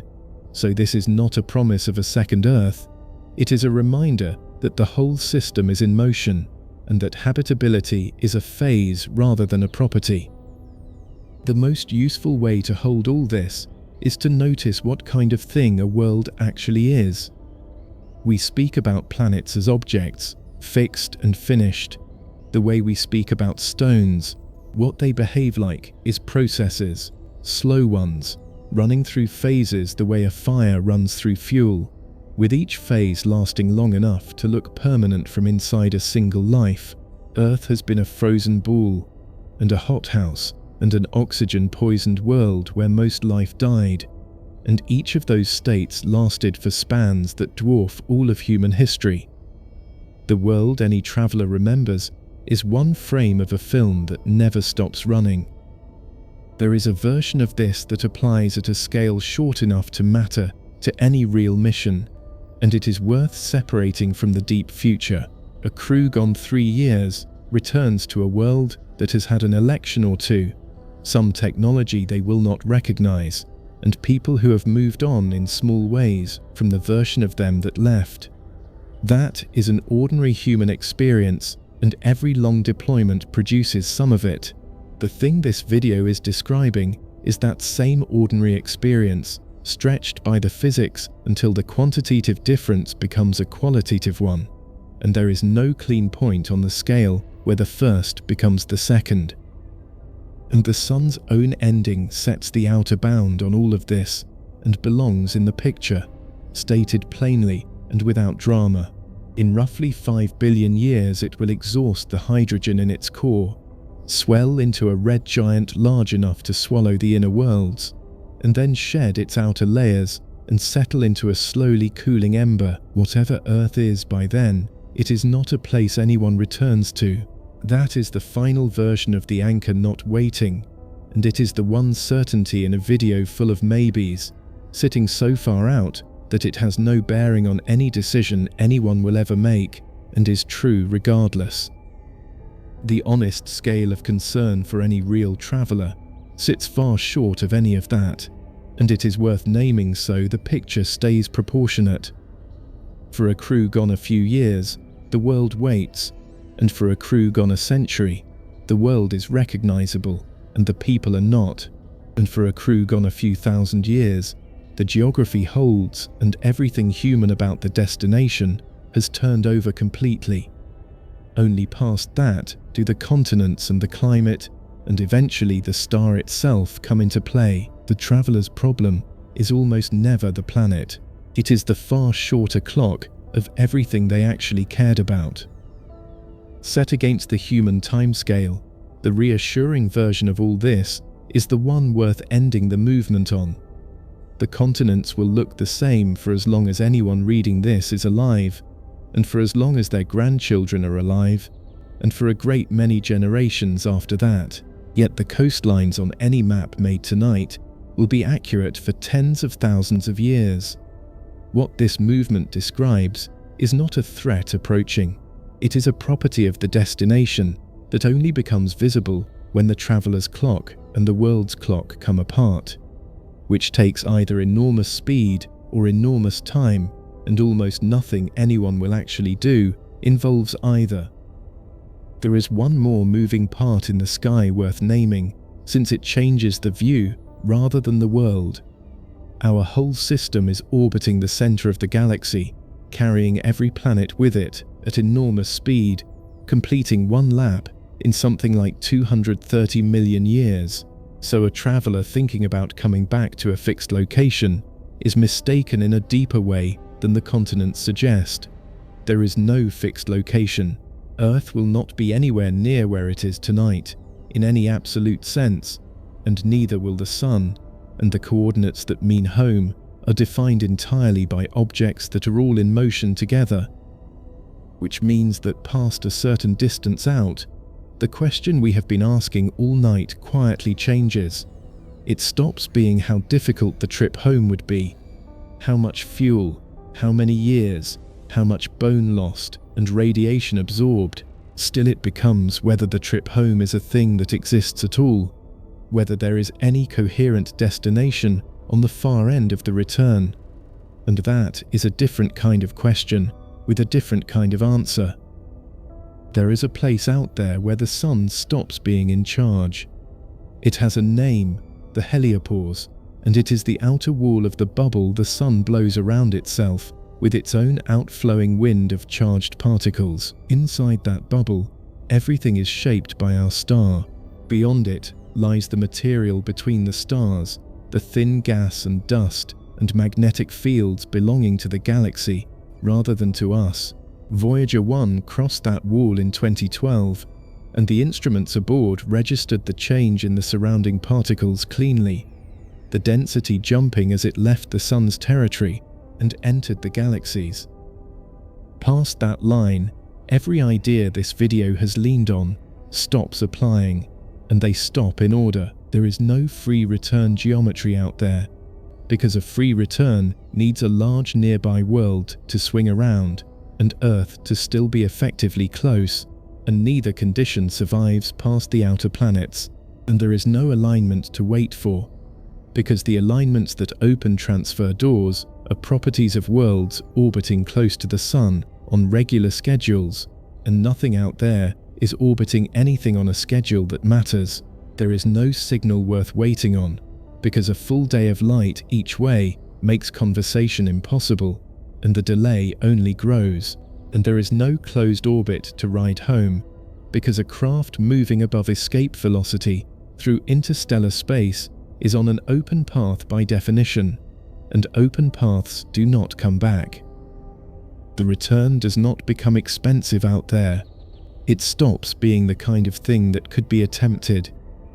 That distinction is the whole point of this final stretch. Everywhere else in this video, the barrier had a price attached, and the price was steep and compounding, but it was a price.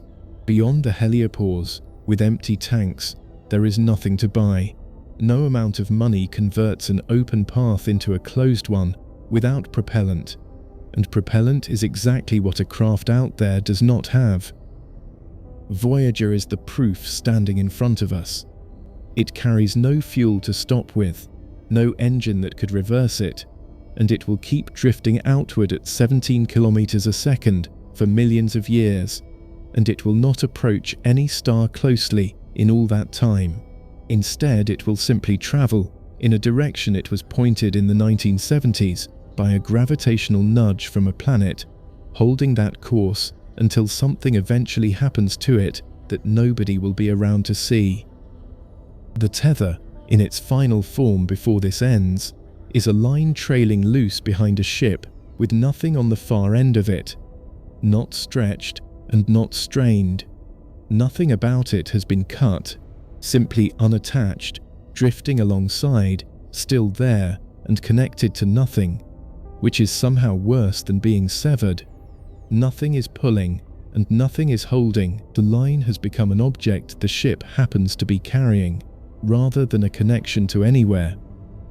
I have to be careful about where I put this threshold, because it is not a marker in space. There is no line painted out there past which return becomes impossible for everything.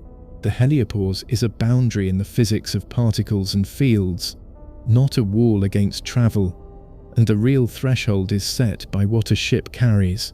A craft with full tanks and a working engine can turn around anywhere, past the heliopause or 100 times further out, and come home slowly and expensively but genuinely. The threshold is not a place. It is the moment a ship's remaining fuel drops below what a return would cost, and that moment can happen anywhere, including in Earth orbit if things go badly enough. So the threshold moves with the mission and with the fuel gauge, and it is invisible, and the crossing of it does not feel like anything. That is the part one find genuinely hard to sit with. A ship crosses from a trip into a permanent condition at some particular instant, and nothing marks the instant. No alarm, and no change in the view. The stars look the same on both sides of it. Somewhere in the burn or the drift, the arithmetic tips, and afterward the crew is not on a voyage anymore. They are simply somewhere, and the only difference is a number they might not even be tracking. Which raises the question this whole night has been walking toward, and I am going to hand it to you rather than answer it. Is anyone who goes that far already gone from the moment they leave? If the return was always going to be unaffordable, if the fuel was never going to be enough, if the world at the far end was never going to still be there in the form they pictured, then the departure was the whole of it, and everything after was just the shape of the leaving playing out, or the going is its own thing, complete in itself, and the whole question of return is one we imported from a smaller kind of travel and never should have brought out here. The wall Voyager crossed is not made of anything solid, and describing what changed there takes a moment. Inside the bubble, the particles streaming past a craft are mostly ones the sun threw out, moving fast and thinly spread. Outside, the particles belong to the galaxy. They are denser and colder, and the magnetic field they carry points a different direction. The instruments registered exactly that transition. A sharp jump in density and a change in the field, which is how we know the crossing happened, rather than having to infer it. There is a real boundary out there, and a machine we built has been on the far side of it for over a decade. One thing does still connect that craft to us, and naming it precisely matters for what the tether has become. Gravity does not stop at the heliopause. The sun still pulls on Voyager, faintly, across all that distance, and will pull on it forever. What has happened is that the craft is moving faster than that pull can ever undo, so the pull slows it by a diminishing amount without ever bringing it to rest. The connection is real and permanently insufficient, which is a stranger thing than being cut loose entirely. It is still held in the sense that physics never stops reaching, and it is leaving anyway, and it is worth being precise about how long the drifting lasts, because the numbers stop meaning anything without an anchor. Voyager's power source is decaying steadily, and within a few years the last instruments will fall silent, after which it becomes an inert object, still moving at the same speed. In about 40,000 years, it will make its closest approach to another star, passing roughly 1.5 light years away, which is not an encounter so much as a distant crossing. Then it continues, orbiting the center of the galaxy along with everything else for hundreds of millions of years, long after the mission and the agency, and quite possibly the species that built it, are gone. There is a smaller threshold that gets crossed much earlier, and it applies to the crew rather than to the craft. Somewhere on the outbound leg, Earth stops being a place in the sky and becomes a point of light indistinguishable from the stars around it, brighter than most, but no longer visibly a world. From beyond the asteroids, without instruments, nobody could pick it out as anything other than a bright dot near the sun. That transition is not a physics barrier, and nothing changes because of it. And it is probably the moment the leaving becomes real to whoever is aboard, well before any arithmetic tips. The word threshold does a specific job here, and it is worth defending. A wall is something you hit, and a threshold is something you cross without resistance, and the difference only shows up afterward, when you try to go back and find the way is not there. Every barrier in this video behaves like the second kind. Leaving Earth's neighborhood, missing an alignment, burning the fuel that would have brought you back, accelerating to a speed that costs centuries at home. None of them stop anything at the moment they happen. They only change what remains possible, quietly, and the change is discovered later. There is a phrase that gets used about the outer probes, that they have left the solar system, and it needs a small correction that turns out to matter here.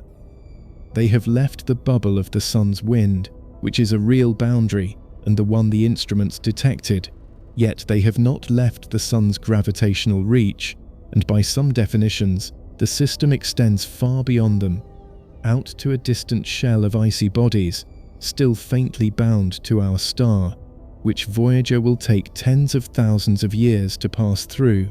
So the departure is not a single crossing, but a series of them, each further out, each less dramatic than the last, with no final door that closes behind anything. What that means for the threshold is that it never announces itself even in the physics, let alone in the experience. There is no last boundary, no moment where a craft is definitively outside and beyond recall. Still, there is only a steady weakening of everything that connects a moving object to the place it started. Gravity thinning, signals stretching, the sun dimming toward being another star among many, until at some point along that gradient, the connection has become nominal without ever having been broken. The going is continuous, only the arithmetic of return has a sharp edge, and it is an edge inside the fuel tanks rather than anywhere in space. The record aboard that craft is worth describing once, plainly, since it is the only thing out there that was meant to say anything. A metal disc carries sounds and images gathered from this world, greetings in many languages, music, the noise of weather and animals and machinery, diagrams showing where the craft came from. It was never expected to be found. The odds of anything encountering it are so small as to be indistinguishable from zero, and it was included anyway, which tells you something about the impulse behind sending things outward at all. We built a thing that could not come back, and we put a description of home inside it. So the honest summary of where the impossibility actually lives is narrower than the title suggests, and worth saying before the last turn. Nothing forbids a return from deep space. What exists instead is a stack of costs that multiply against each other, a timing structure that opens rarely, a body that degrades on the way, and, at the speeds that make real distance crossable, a clock that runs away from everyone left behind. Any one of those is survivable. Together they describe a threshold that is real without being a wall, and that is a harder thing to hold in the mind than a simple no. Before either of those can settle, there is one more turn owed to you, and it is the hardest one to make honestly. It is the case against everything I have spent this night telling you. Here is the strongest case against everything I have said. Not one of the barriers I have described is a law forbidding return. We have brought crews back from the moon, and we have brought grains of an asteroid and dust from a comet down through our own air, intact. The fuel problem yields to making propellant at the far end instead of hauling it. Transit time yields to engines we have already sketched and partly tested, which could cut months of exposure down to weeks. Even the body, given a spinning craft and a steady pull, might arrive home strong enough to stand. Every wall I have walked you into is a cost, and costs come down. And here is the weakness in my own argument. I have taken the rockets we happen to own this year and treated their limits as though they were written into the structure of things, and I have let 3 different words lean on each other: hard and expensive and impossible, as if they meant the same thing. They do not. The true impossibilities, the ones physics actually enforces, only bite at distances and speeds we may never seriously attempt. So which are we really talking about? The barrier that cannot be crossed, or the one we have simply never been willing to pay for? So let the going be what it actually is. Out past everything the sun still holds on to, a small machine is moving away from here at 17 kilometers a second, and it will not turn, and it will not slow, and it will never come back for most of this night that has carried a weight. Sitting with it now, the weight changes shape. Nothing about that machine is stranded. Out there it is doing the only thing it was ever going to do, which is keep going, and the dark it moves through does not experience it as a loss. The line was the wrong picture all along. A tether says home is a fixed point behind you, and you're attached to it, and every meter you travel is a meter of strain, a pull you will one day have to answer. Hold it that way, and going anywhere becomes a slow act of tearing. But nothing out there is holding a rope. There is no tension in the dark, no pull that grows the farther you get, no anchor waiting to yank you back or snap. What you have instead is quieter and steadier. You came from a place, and the place is in you, and the distance between you and it does nothing whatsoever to that fact. Think about what is actually aboard that machine right now, one full light day out. It carries a record of the world that made it, the sounds and the shapes of a place it left almost 50 years ago. That record does not weaken with distance. Nothing about it is a signal stretched thinner and thinner until it fades. It is simply the place, carried, intact, moving outward at 17 kilometers a second through a dark that will never know what it holds. The going did not cost it the record. Going and carrying turned out to be the same motion. You are built the same way. Every atom in you was assembled out of this system, gathered from the same cloud that made this world, and no distance you could ever travel would change where they came from. Take a body to the far side of the galaxy, and it is still made of here. That is what home turns out to be, once you strip away the idea of a place you must return to. Home is the material you are made from, which travels with you, and cannot be left behind, because it was never behind you in the first place. So the ones who go are not tearing anything. This is the part the fear kept getting wrong. All night the leaving has looked like a wound, a line stretching and thinning toward the moment it finally parts, and a line does part. Yet nothing that matters was ever hanging on that line.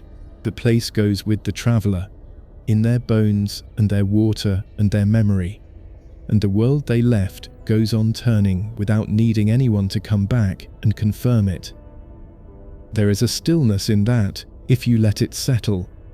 The people who left this world for the moon came back to a world that had moved on a little without them, and it welcomed them anyway, and it did not ask them to explain the distance. Going is what living things do. Seeds go, water goes, Light goes, without any expectation of returning, and nothing about light is diminished by the one-way trip it makes. You are not being asked to go anywhere tonight. That is worth saying plainly, here at the end of all this scale. Whatever distance you have been turning over, whatever leaving is behind you or ahead of you, you are lying still on the world that made you, held down by it, breathing air it made. The going we spent this night measuring is not your going. Not tonight. Tonight you are the fixed point, the place, the thing that stays. And even if it were your going, the shape of it would be gentler than you feared. Nothing is torn, a person leaves, and the world keeps turning, and the person keeps carrying the world, and both go on being real at the same time, in different places. That is all leaving has ever been, out here or down there, on the scale of a spacecraft, or the scale of one life. Two things continuing, apart, each intact. Let the far distances be far. They are not a threat, and they were never a punishment. What they measure is only how much space there is, which is a great deal, and space does not resent being crossed, and it does not hold anyone accountable for the crossing. Nothing out there is keeping score of who came back. Let your breathing slow into the quiet. There is nothing to solve about distance at this hour. The machine will keep drifting whether you are awake or asleep, out past the light and into the long dark, carrying its record of a warm world, and it does not need you to witness it. Nothing needs witnessing tonight, and nothing out there is waiting on you to keep watch over it. You are here. The world that made you is under you, and it is not going anywhere, and neither, at this hour, are you. Let it hold you. Let the ship keep going. You are still here, on the world that made you, and nothing tonight is asking you to leave it. Sleep well.